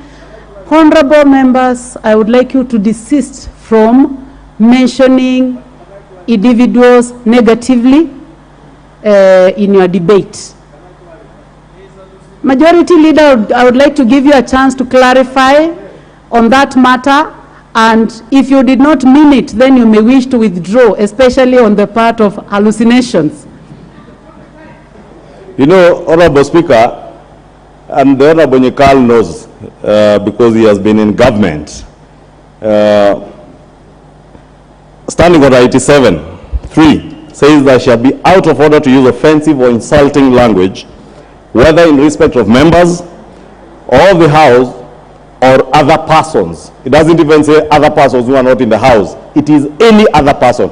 And that's why, Honorable Speaker, I am very cautious what I say and how I say it. And I said it is normal at a certain age to have hallucinations. Therefore, if it is normal, and the Honorable Dr. Nikal is a medical doctor of repute, he knows it is actually proven medically that it is normal to have hallucinations at a certain age. And therefore, if somebody out there has hallucinations about me being present somewhere that I am not, or organizing things that I may have not organized, Honorable Speaker, and for instance, I could not say that Honorable Nikal has, I could expressly state that Honorable Nikal has hallucinations. But if I say someone of the age of the Honorable Nikal is likely to have hallucinations, those are two different issues, Honorable Speaker. And that is all I stated, Honorable Speaker.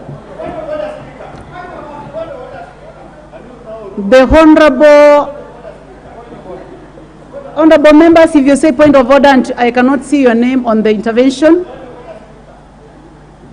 The Honorable Kaluma, member for Homa Bay Town. Yeah, I thank you, Honorable Speaker. Honorable Speaker, you know, when you make a ruling as the Speaker, we should be led in respecting it, beginning by the Majority Leader.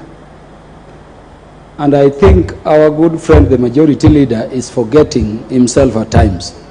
But Majority Leader, you are the leader of this entire House. And by the way, you are the 4th in government ranking. So when a side of the House requests you show respect, whether you hate our leadership to whatever extent. In fact, I think you are the one of us who are hallucinating over Raila and Uhuru. Withdraw it so that with dignity Parliament can transact business. Because when you do so, we go into relevant things and we distract the House's business. I would request, Honorable Speaker, that when you make a ruling like that, there is either an unequivocal apology or a withdrawal, so that we move as a unit under the leadership of the Majority Leader in the House. Honorable members, I do not wish to continue with these points of order because we will not be able to transact the business that we are transacting. And I would like to request you, honorable members, to be led by our standing orders, number 87.3. It shall be out of order to use offensive or insulting language, whether in respect of members of the House or other persons. Honorable members, the guidance that I would like to give you is that let us proceed without using offensive and insulting language, because we are not going to transact business that has brought us to this honorable august House.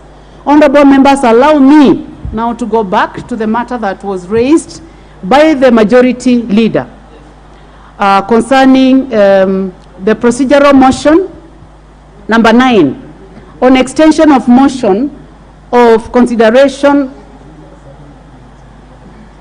Honorable members, I withdraw that and raise that it is odd motion number 10 on approval of nominees to 2 National Government Constituency Development Fund Committees. Honorable members,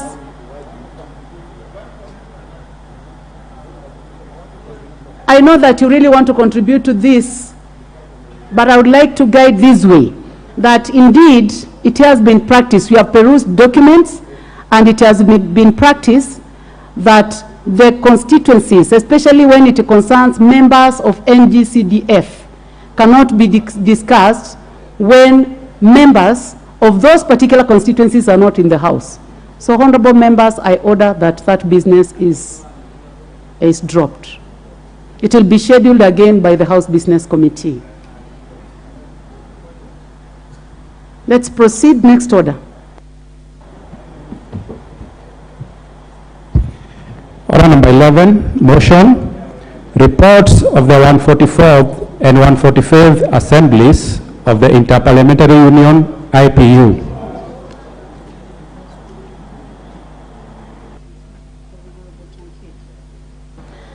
Thank you very much. Honorable Tonke, you may proceed. Thank you, Madam Speaker. Madam Speaker, Honorable Speaker, I beg to move that this House notes the reports of the 144th and 145 Assemblies of the Interparliamentary Union laid on the table of the House on Tuesday, 7th March 2023 and Thursday, 2nd March 2023 respectively. Honorable Speaker, the 144th Assembly of the Interparliamentary Union, IPU, took place from 20th to 24th March 2022 at the Bali International Convention Center in Nusa Dua, Indonesia. The theme of the general debate at the 144th Assembly was getting to zero, mobilizing parliaments to act on climate change. Honorable Speaker, the IPU is domiciled in the Senate, and the Kenyan delegation to the 144th Assembly meeting comprised of the following. The Right Honorable Senator Kenneth M. Lusaka, EGH MP, the Speaker of the Senate and leader of the delegation then, Senator Susan Kihika, MP, who is now the Governor Nakuru, a delegate, immediate former President of IPU Forum of the women parliamentarians, Honorable Sophia Abdi Noor, MP, President IPU Standing Committee on UN Affairs, Honorable Professor Jacqueline Odwol, MP, President IPU High Level Advisory Group on Counter-Terrorism and Violent Extremists, Honorable John Waweru Kiarie, MP, Member IPU Committee to Promote Respect for International Humanitarian Law, and is still the President to date. Honorable Speaker, I'd like to highlight that the IPU was founded in 1889 to promote interparliamentary dialogue and diplomacy between nations. Since then, Honorable Speaker, the IPU has become a unique global convening power for parliamentary networking, especially through its assemblies. The Assembly is the IPU's main political body, through which the IPU member parliaments adopt parliamentary resolutions on global issues. It plays a pivotal role in addressing the issues which threaten peace, democracy, and sustainable development, including through its 4 thematic standing committees. At the assemblies, MPs from around the world come together to exchange good practice and build bridges at the parliamentary level. Honorable Speaker, the National Assembly delegation to the Assembly and related meetings played significant roles in their various capacities. Honorable Speaker, in her capacity as the President of the Standing Committee on United Nations Affairs, the Honorable Sophia Abdi Noor, MP, chaired the meetings of the committee and presented its report to the Assembly.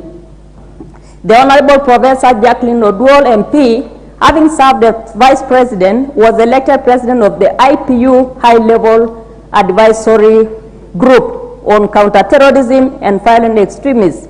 In this capacity, the Honorable Member chaired meetings of the committee and presented its report to the Assembly.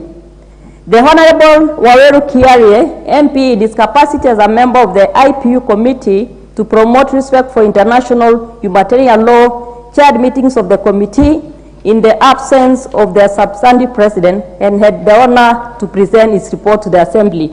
Honorable Speaker, in fact, as we stand now, Honorable Kiarie is the President of that committee. He took over in our last IPU at Rwanda. Honorable Speaker, it's noteworthy that during the 144th Assembly, delegations from 101 member parliaments took part. In this regard, 778 delegates who attended the Assembly, 404 were members of Parliament, 393 from member parliaments, and 11 from associate member delegations.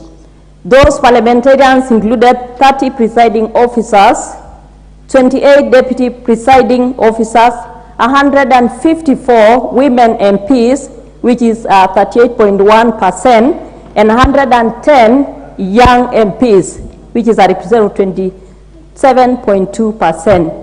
The inaugural ceremony was graced by His Excellency Mr. Joko Widodo, the President of the Republic of Indonesia. Others present included Mr. Duarte Pacheco, President of the IPU, and Mr. Martin Jukong, Secretary General of the IPU. With regard to the agenda of the Assembly, Honorable Speaker, in addition to the theme of the general debate that was getting to zero, mobilizing parliaments to act on climate change, the Assembly further considered and approved a request for the inclusion of an emergency item in the agenda. The proposal submitted by the delegation of New Zealand, entitled Peaceful Resolution of the War in Ukraine, respecting international law, the Charter of the United Nations, and territorial integrity. Having obtained the required 2/3 majority and the largest number of positive votes cast, was added to the agenda of the Assembly. Madam Speaker, usually when the IPU meet during the Assembly, the agenda, when it's presented, it is adopted and presented as it is. Honorable Speaker, may I inform the House that on 24th March 2022, the Assembly endorsed the Dua Declaration on getting to zero, mobilizing parliaments to act on climate. Furthermore, the 144th IPU Assembly adopted by consensus the resolution on peaceful resolutions of the war in Ukraine, respecting international law, the Charter of the United Nations, and territorial integrity.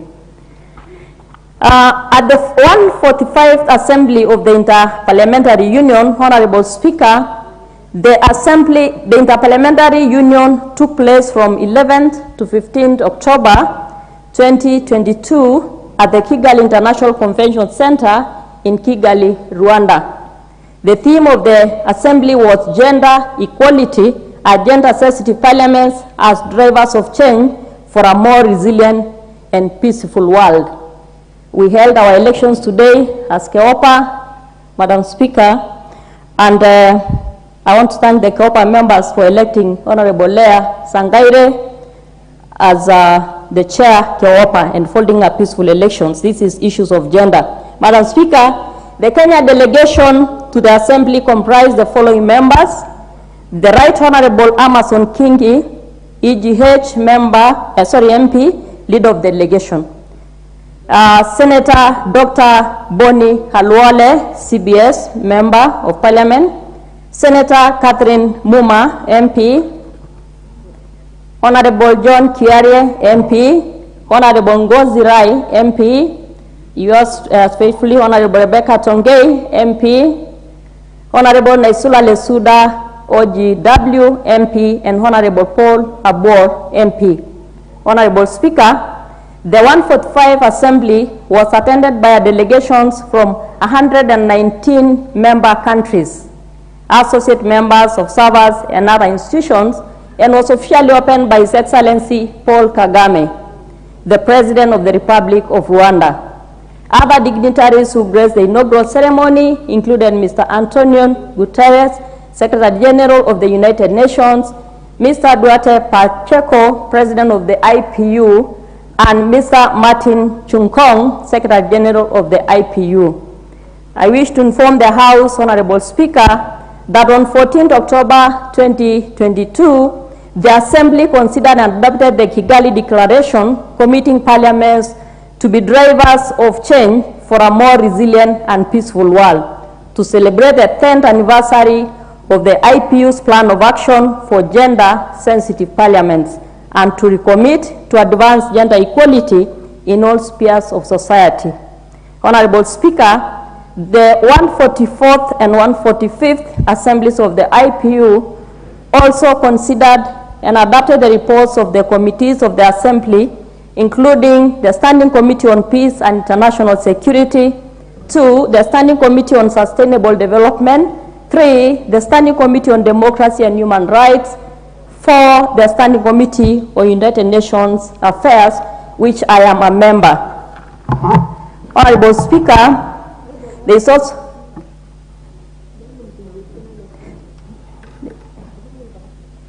it's a point of order. Madam Speaker, the Committee to Promote Respect for International Humanitarian Law, number 6, the Forum of Women Parliamentarians, 7, the Forum of Young Parliamentarians. On behalf of the members of the National Assembly delegations to the 144th and 145th Assemblies of the IPU, I beg to move that this House notes the reports of the 144th and 145th Assemblies of the IPU as presented. I thank you, Honorable Speaker, and I might request Honorable Cynthia Munge to second. Thank you, Madam Speaker. Honorable Cynthia Munge, please proceed to second the motion. Thank you, Madam Speaker. I rise to second the motion that the House notes the reports of the Kenya delegation that were held in Indonesia and in Rwanda, the 144th and 145th. Madam Speaker, I want to say that IPU is a great association, an association that gives members of this House an opportunity to be able to benchmark and be able to see what happens in other countries and other parliaments. Honorable Speaker, it is one of the organizations or the unions, Honorable Speaker, or associations, Honorable Speaker, that has given an opportunity to the members of this House who have attended the conferences that have been held since it started in the year that it started, Honorable Speaker. It has diverse issues that it looks at. It gives a global view to many of the issues that we are facing as a nation in Kenya and as Africa as a continent, Honorable Speaker. Honorable Speaker, I have had an opportunity of attending one of the IPU conferences, Honorable Speaker, and I must say that the number of parliaments that this particular body brings together, Honorable Speaker, is very good, and it brings different kinds of experiences that the parliamentarians have had in their countries, Honorable Speaker. Honorable Speaker, this is the only platform that allows the members of parliament to be heard, that allows the members of parliament to be able to air their views and issues, that allows them to be able to speak on the issues that are affecting them while they are discharging their duties in their various parliaments, Honorable Speaker. Honorable Speaker, this is an association that has opened my eyes, myself having attended one, on issues on security, Honorable Speaker. It is a platform that you don't get to hear and read about the Ukraine and the Russian war, Honorable Speaker, but you actually hear about the testimonies from the members of those particular parliaments, Honorable Speaker. It is the same association, Honorable Speaker, that brings to light the plight of the honorable members of parliaments in different countries, Honorable Speaker. We have had a rough time dealing with oppositions. We have had a rough time dealing with the governments that is in power. We have been manhandled and mishandled, Honorable Speaker, by their governments for standing for the truth or being the true oversight authority in their parliaments, Honorable Speaker. Honorable Speaker, this particular report is an eye-opener to this House. It actually tells this House that the kind of problems that we're going through, Honorable Speaker, are not domesticated in Kenya alone. They're actually happening all over, Honorable Speaker. And not only that, Honorable Speaker, this is a platform that has been used to send a rallying call, Honorable Speaker, to several issues that are of importance, Honorable Speaker, to the people of Kenya and all the nations in the world, Honorable Speaker. Issues of environment, issues of human rights, and many other issues, Honorable Speaker, that have been handled under IPU. So, Honorable Speaker, I want to urge the House to also adopt the report as it has been tabled, because this is a very important report, Honorable Speaker, and is an eye-opener. I also want to encourage members to be able to go through them. It is in these reports that you get to see the kind of issues that other parliamentarians are going through. You can be able to draw strength from there. You can be able to get new experiences in regards to the responsibilities and duties that you have as a member of parliament by reading and by going through the things that other parliamentarians are going through in the world over, Honorable Speaker. So, Honorable Speaker, I support and I second this particular motion that this House adopts the said report, Honorable Speaker. Thank you very much. You are on a point of order, member for Ndara.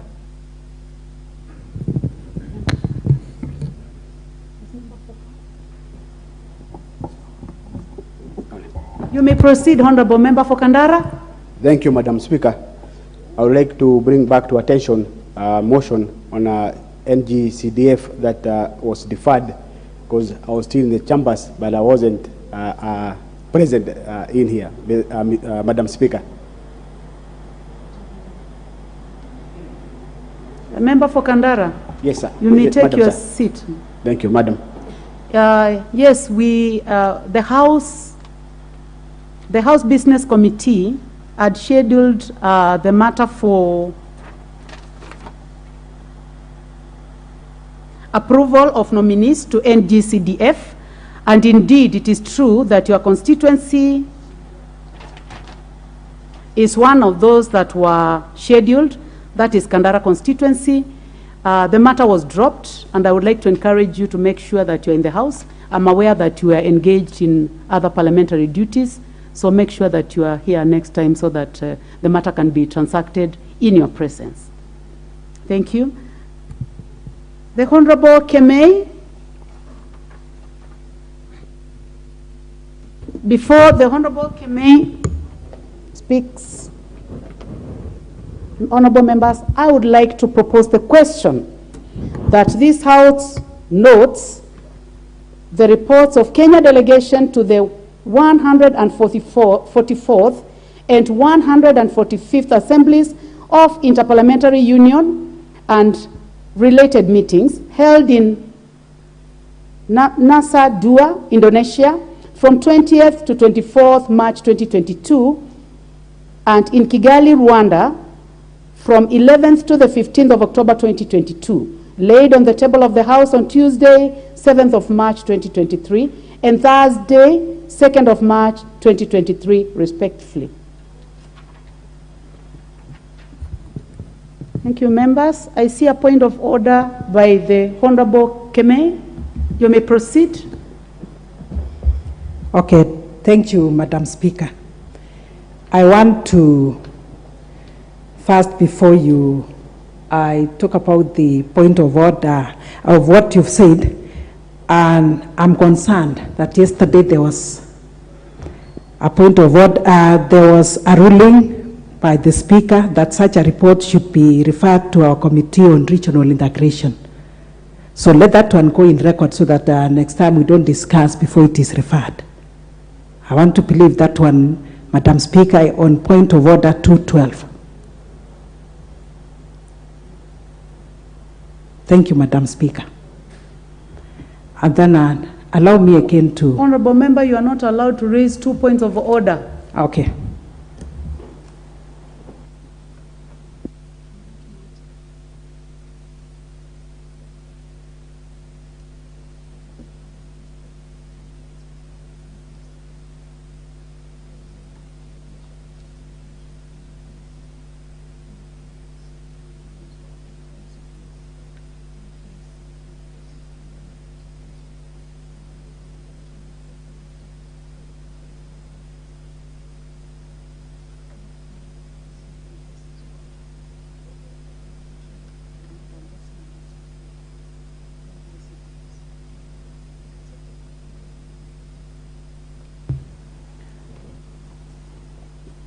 Honorable Kemei, the matter that you have raised, and the one that was raised yesterday, was on OACPS, which is different from the matter that is being discussed now, and it is still in consideration.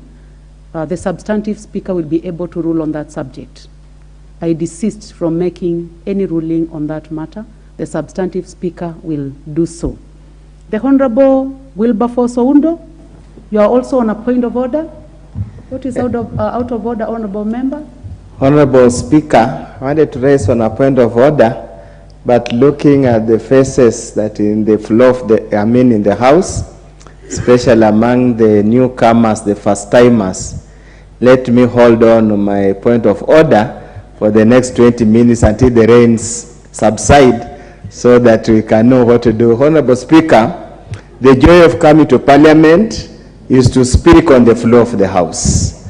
Even if you are speaking to the empty seats, it is worth it because it will go on record that you made a contribution on the floor of the House. That's why I never tire to encourage the first-timers, especially the young ones.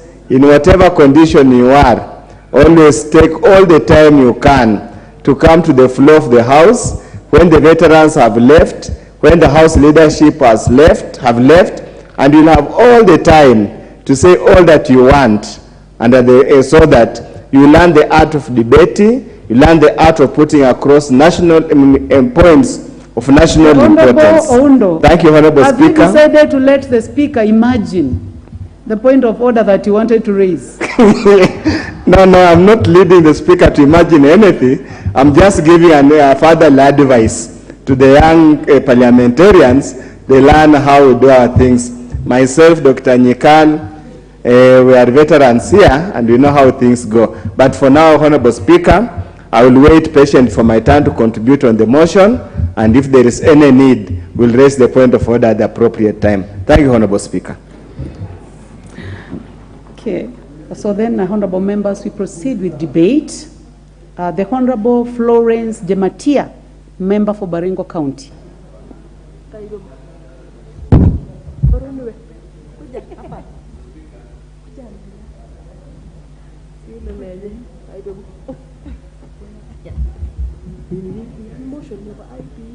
The Honorable Harrison Kombe, member for Magarini. Honorable members, I'm just relying on the screen that is here. The Honorable Shakil Shabil, member for Kisumu East. The Honorable Eric Kahungu, member for Honorable members, I would like to say that I have actually lost it on the screen. I think it's a matter that may need some noting. The Honorable Wilberforce Oundo, member for Funyula. Honorable Speaker, looking at again the faces, probably I'm not a very good reader of the mood of the House. All members being called to contribute do not seem to want to contribute, but allow me to make a few comments so that I leave the rest to proceed from there. Honorable Speaker, International Interparliamentary Union is an important body that allows members of parliament from various parts of the world to assemble and ventilate on many, many issues. I'm encouraged that the theme of the last two meetings has been the issue of climate change. And as we mentioned earlier, the issue of climate change is central to the survival of the planet Earth. As we stand here, Honorable Speaker, we hope during those deliberations, the members who attended the meeting, the assembly, appreciated the impact of climate change on several countries in the world, and I hope and do believe they will go, when they go back to their countries, become champions of climate change. I also hope our members, both from the National Assembly and Senate, who attended the subsequent one in Indonesia from 28, no, the one for 5th Assembly, would have carried enough information from that meeting, that assembly, and they are going to become in the forefront on the issue of championing climate change. Honorable Speaker, until the rain started raining yesterday or the other day, we had experienced one of the worst droughts we have ever seen in this country. For the over 50 years I've been on this planet, this has been one of the worst droughts I have ever seen. Honorable Speaker, when you watch TV, you listen to news, we talk to our colleagues here. Some parts of this country, northeastern, some parts of the upper eastern, were literally devastated to a point that it became unimaginable that this was still part and parcel of the country called Kenya. Therefore, at any given time, hoping these members, a number of them sit in the Committee of Environment, I hope when they are sitting down to budget, to review the budget estimates, they will put enough emphasis on mitigating on the negative impact of climate change. Honorable Speaker, paradoxically, the rains have started. We are going to hear floods sweeping away very many homes, sweeping away plantations, and probably even drowning animals. It's a shame that we have never had any mitigation factors in place to ensure that we harvest water, this rainwater, so that we can use it subsequent seasons when it's dry to avoid such kind of cases. Honorable Speaker, I also hope and believe that our colleagues who go outside there to meet in these assemblies put forth a very strong case for the respect and protection of family values, especially for Africans. I hope they're not going to be coerced, they're not going to be intimidated to come here and start being coy when you talk about the issue of LGBTQ, whatever we call it, and other alien practices that are trying to bring to our place here, Honorable Speaker. Honorable Speaker, as we continuously say, this is a house of debate, and members must be allowed to debate as they go forth. With those few remarks, Honorable Speaker, I support the motion, and I hope their findings will find their way in various activities, be legislation or policy in this country and the member countries. Thank you, Honorable Speaker. Very much. The Honorable Andrew Okwome, member for Karachonyo. Thank you very much, Madam Speaker, for giving me an opportunity to contribute to this issue. I thank our members of parliament who attended this meeting in Rwanda, and I think the information they have given us is useful, and I do want to appreciate them. Madam Speaker, there are many problems which are common to parliamentarians in terms of their countries. They go through same problems like us, and when our MPs meet the other MPs, they automatically exchange views, and those views, some of them become solutions to our problems. I have in mind climate change, which is really a common problem internationally. I have also in mind economic issues, which really is a big problem, especially for a country like ours. I also do know that in social life, we have common problems, like what we went through on Monday this week. It is a problem that others also go through. As we know, South Africa, for example, had a problem we had. They were picketing and also demonstrating. And one thing which I admire, especially in relation to South Africa, is that they did theirs peacefully and without sending anybody to the grave. That's something we have to admire. And we have to question ourselves and search our souls as to why, with us, wherever we have people exercising their constitutional right in terms of picketing and demonstration, you normally find some lives are lost. We have to admit that we are deficient somewhere and identify those areas for corrective purposes.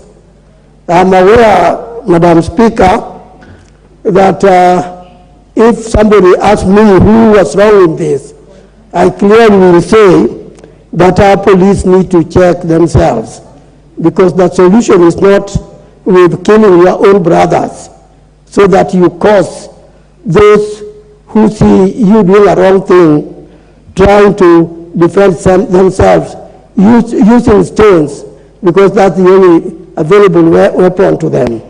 And if they do that, some people say those who threw stones to defend themselves are the wrong ones, and those who use guns to kill those who are exercising their democracy, those are the bad elements.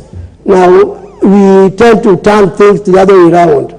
Those kind of things, if I were one of the delegates, I would have really exploited their presence in Rwanda to know how they handle those things.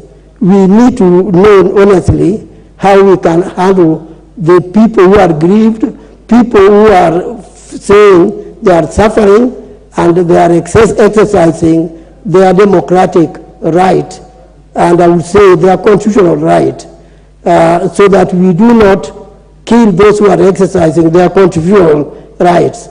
Meeting of the minds is important. And what happened in Rwanda when international parliamentarians were meeting there was really a change of ideas, which is very important. So from the report we are given, I urge our members of parliament to see what we lack so that we can improve ourselves. Madam Speaker, with those I support. Thank you. Thank you very much. The Honorable Eric Kahungu, member for Mathira.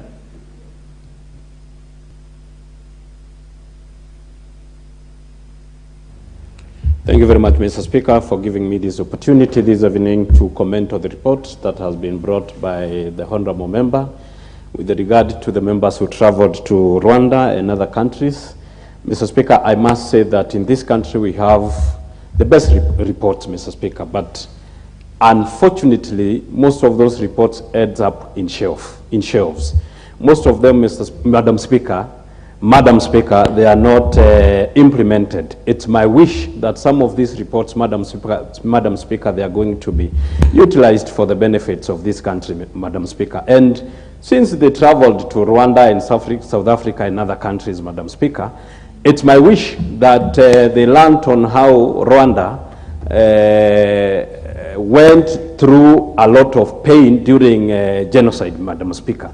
And what we are experiencing today on Mandamano, Madam Speaker, I hope we can learn on how we can ban a country because of something starting small like Mandamano. I would wish to ask those who are participating in Mandamano.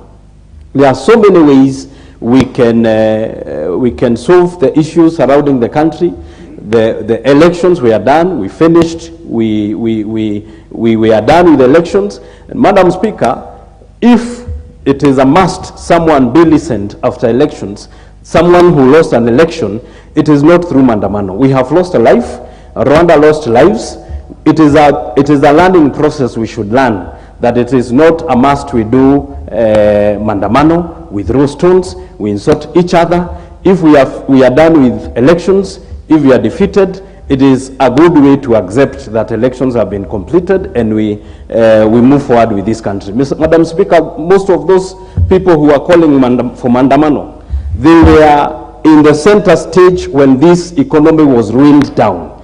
They were in the center stage when the prices of unga went up, Madam Speaker. During those times, they were not speaking. They were not telling us that the prices of unga were hiked. It is only now that the shoe has turned, they are telling us that the prices of unga have gone up. It is my plea, Madam Speaker, that we learn when we go for those trips, when we go to Rwanda, we know what happened in Rwanda. When we go to South Africa, they are also doing Mandamano, but they are doing peaceful Mandamano, Madam Speaker. The Honorable Member for Mathira, yes, you are debating very well, yes, but please to stick to the rule of relevance, yes, which is in Standing Order 106. Madam Speaker, I know you are still learning, yes, but Madam Speaker, I was only asking that when we go to some of these countries, we learn and we implement those reports. And when we go, we can also learn what happened to those countries when they participated in genocide, in killing each other, in fightings. So I'm only saying, Madam Speaker, that we implement those reports amicably. We don't just shelve them, we implement them, Madam Speaker. Thank you, Madam Speaker, for this opportunity. Very well spoken, Member for Mathira. The Honorable Betty Maina, Member for Moranga. Madam Speaker, my microphone is as short as I am. Probably I can use the next one if you don't mind, but... Kindly, avail a better mic.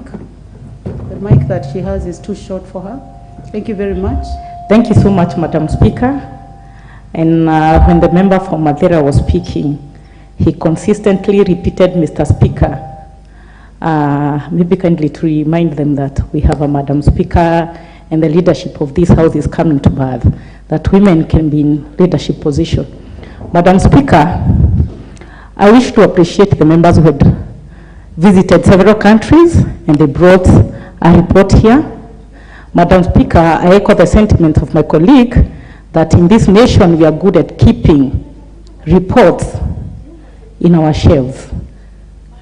As a way of good practice, Madam Speaker, it is prudent for us to be learning from the nations that we visit. A good case study, in South Africa, they were able to arrest and put in jail a former president. These are the good practices we should be learning from these nations that we visit. In Rwanda, we have learned about the Rwanda genocide and the very many things that happened due to bad politics. These are the things that we should be learning as political leaders. And these are the things that as political leaders should guide us when we are practicing bad politics. So thank you so much, Madam Speaker, for giving me this chance. And we continue appreciating you for good job. And we continue urging our fellow parliamentarians to learn about the good practices when we visit countries and we learn what will not pick. So, Madam Speaker, because Madam Speaker, when I wish to comment more about the Rwanda genocide, when you talk about the Maandamano, I'm only trying to talk about the things that are happening in this nation.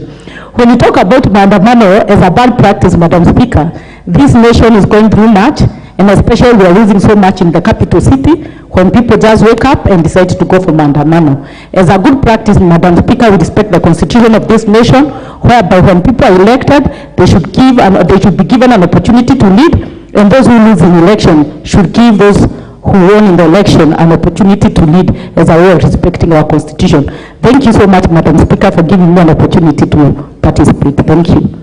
Very well, member for Moranga. The Honorable Beatrice Elachi, member for Dagoretti. Thank you, Madam Speaker. First of all, Madam Speaker, before I speak on the motion, I just want to send my condolences to many of my families in Dagoretti North. Some of the kids who were carried away with water today, this morning.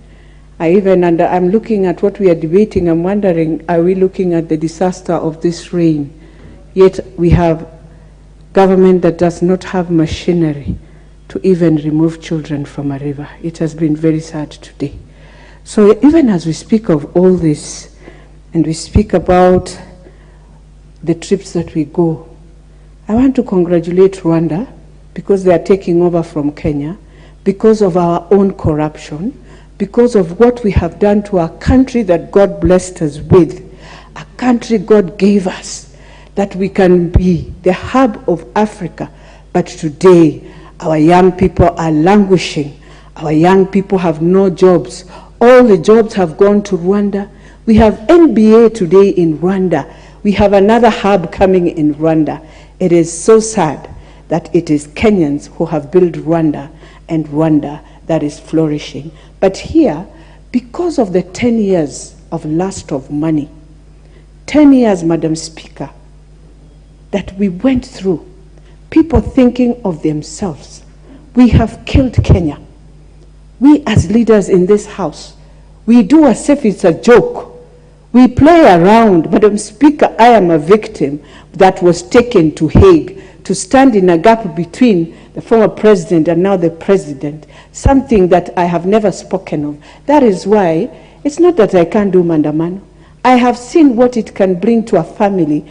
I have seen how a family can go to hell. You pray, you fast to come out of things you never did. And men are the ones who signed my signature, not me myself.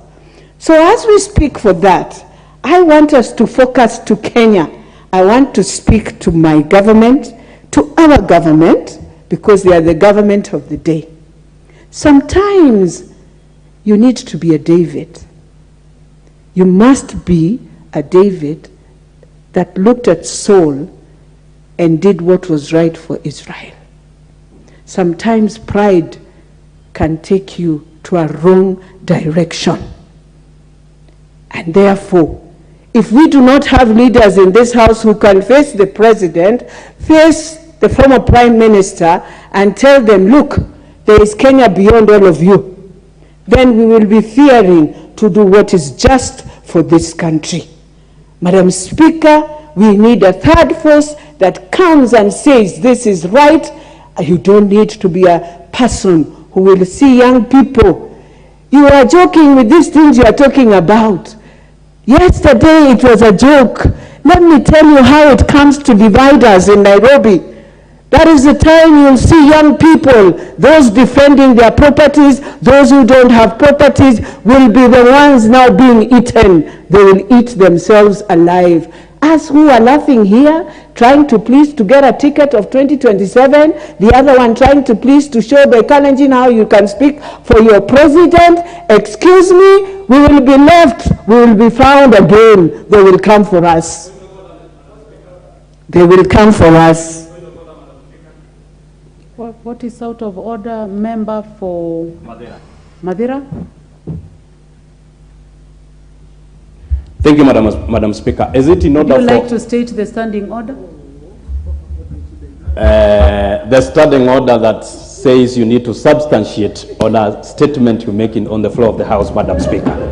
Madam Speaker, is it in order for Honorable Elachi to insinuate that His Excellency William Ruto is the president for Kalenjins only because she stated that when a Kalenjin asks about your president, Madam Speaker, I don't find it in order, Madam Speaker, when Honorable Elachi says that His Excellency William Ruto is the president for Kalenjin, Madam Speaker. Honorable Beatrice Elachi, please respond to the matter that has been raised by the member for Madera. I have no in any Hansard has said the president is a Kalenjin president. I have said, and I want to repeat it so that it goes on the standing orders in the Hansard, that as we joke and enjoy the game here, and we want to please the president that I am a Kalenjin, I have spoken for my president, I am a Luo, or I am a Rio, I've spoken for Raila, that is what I meant. And I am calling both of them. By the way, thank God I was given one grace. I would wish to tell when my president is doing right, this you have done right. I have wished to tell my party leader, this is right. And God give me the grace that I will remain that way. I will never allow myself to come and say something that I know as women of Kenya, we are going to suffer because these are our children. This is our children. They are not the children of any other person. Just the way the mama of Baringo is crying with bandits, just the way the mama of Nairobi is crying for unga, just the way the mama of Central is crying for her unga, is the same mother, the same pain. All I am saying as leaders, that even as we speak and appreciate the trips we go, our country... Honorable Beatrice Elachi, you seem to be continuing with debate, and since this is a House of Records, the clerks have reviewed the statement you made, and you have not Madam said... Speaker, I withdraw. If that is the issue, I withdraw that statement then. If that will please us, I've withdrawn. Because I didn't say. I gave an example of how we debate. We debate for people to see us. We debate to see. I am so-and-so debating. That's all I was saying. The Honorable Beatrice Elachi, I withdraw. According to the record, you did not say that. The records are clear, so you do not need to withdraw. Oh, thank you, Madam Speaker. The explanation that you have made already explains, and I believe that the Honorable Member for Madera and I can never is say satisfied. that. I know the president is the president of... You may see, proceed. This is a president of Kenya. I am not crazy also. I don't play those politics. But then, Madam Speaker, all I'm saying, we can bring back Kenya. We can make Kenya survive. We can bring it back if we are willing as leaders in this house to also, when we see the executive do something that is not right, just tell them it's not right. As I finalize, Madam Speaker, we were supposed to have a debate of CDF in this house. And I want to ask the government, you gave 14 billion for CDF, the balance is 33 billion. We need the resources. We only have 11 weeks after we come for recess. We shall not be able, even the government cannot be able to disburse that money. GAF only got 1 billion, and we need GAF to be given their 2 billion. With that, Madam Speaker, I beg to support. Thank you, Honorable Beatrice. I see a point of order by the Honorable Beatrice Kemei, member for Kericho. Thank you, Madam Speaker. I rise on point of order 35. Standing order, sorry. Looking around, I don't think we have quorum, Madam Speaker.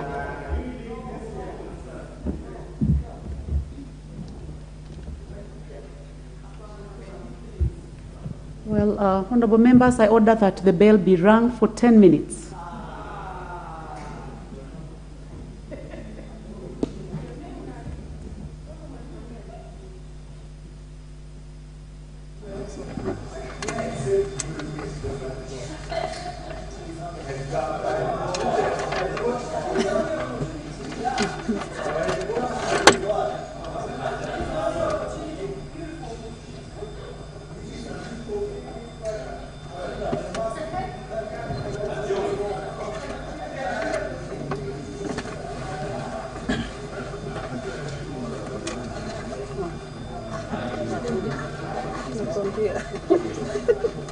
Honorable members, kindly be guided that you cannot leave the house when the bell is being rung, so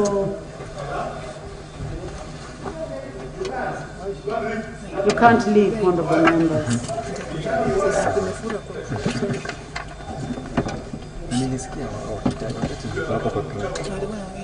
No, kama organize something. I'm only hoping Shabir will not be involved.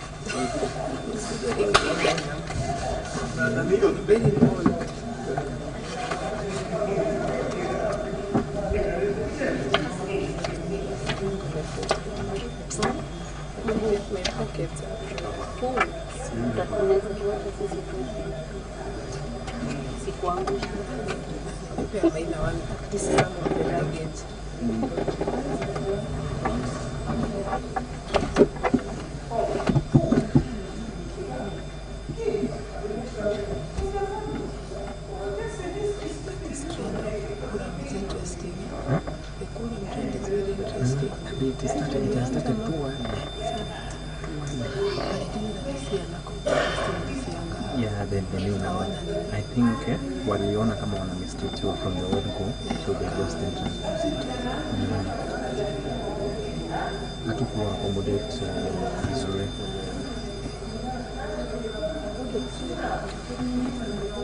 Sorry?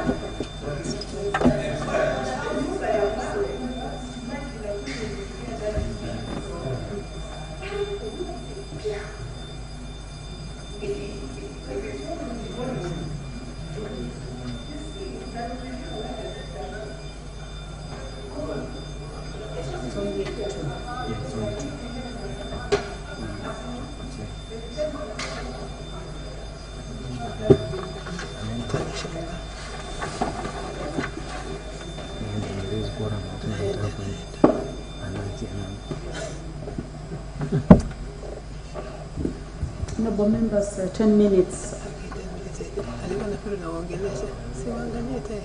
is over. And honorable member standing order number 322 states that if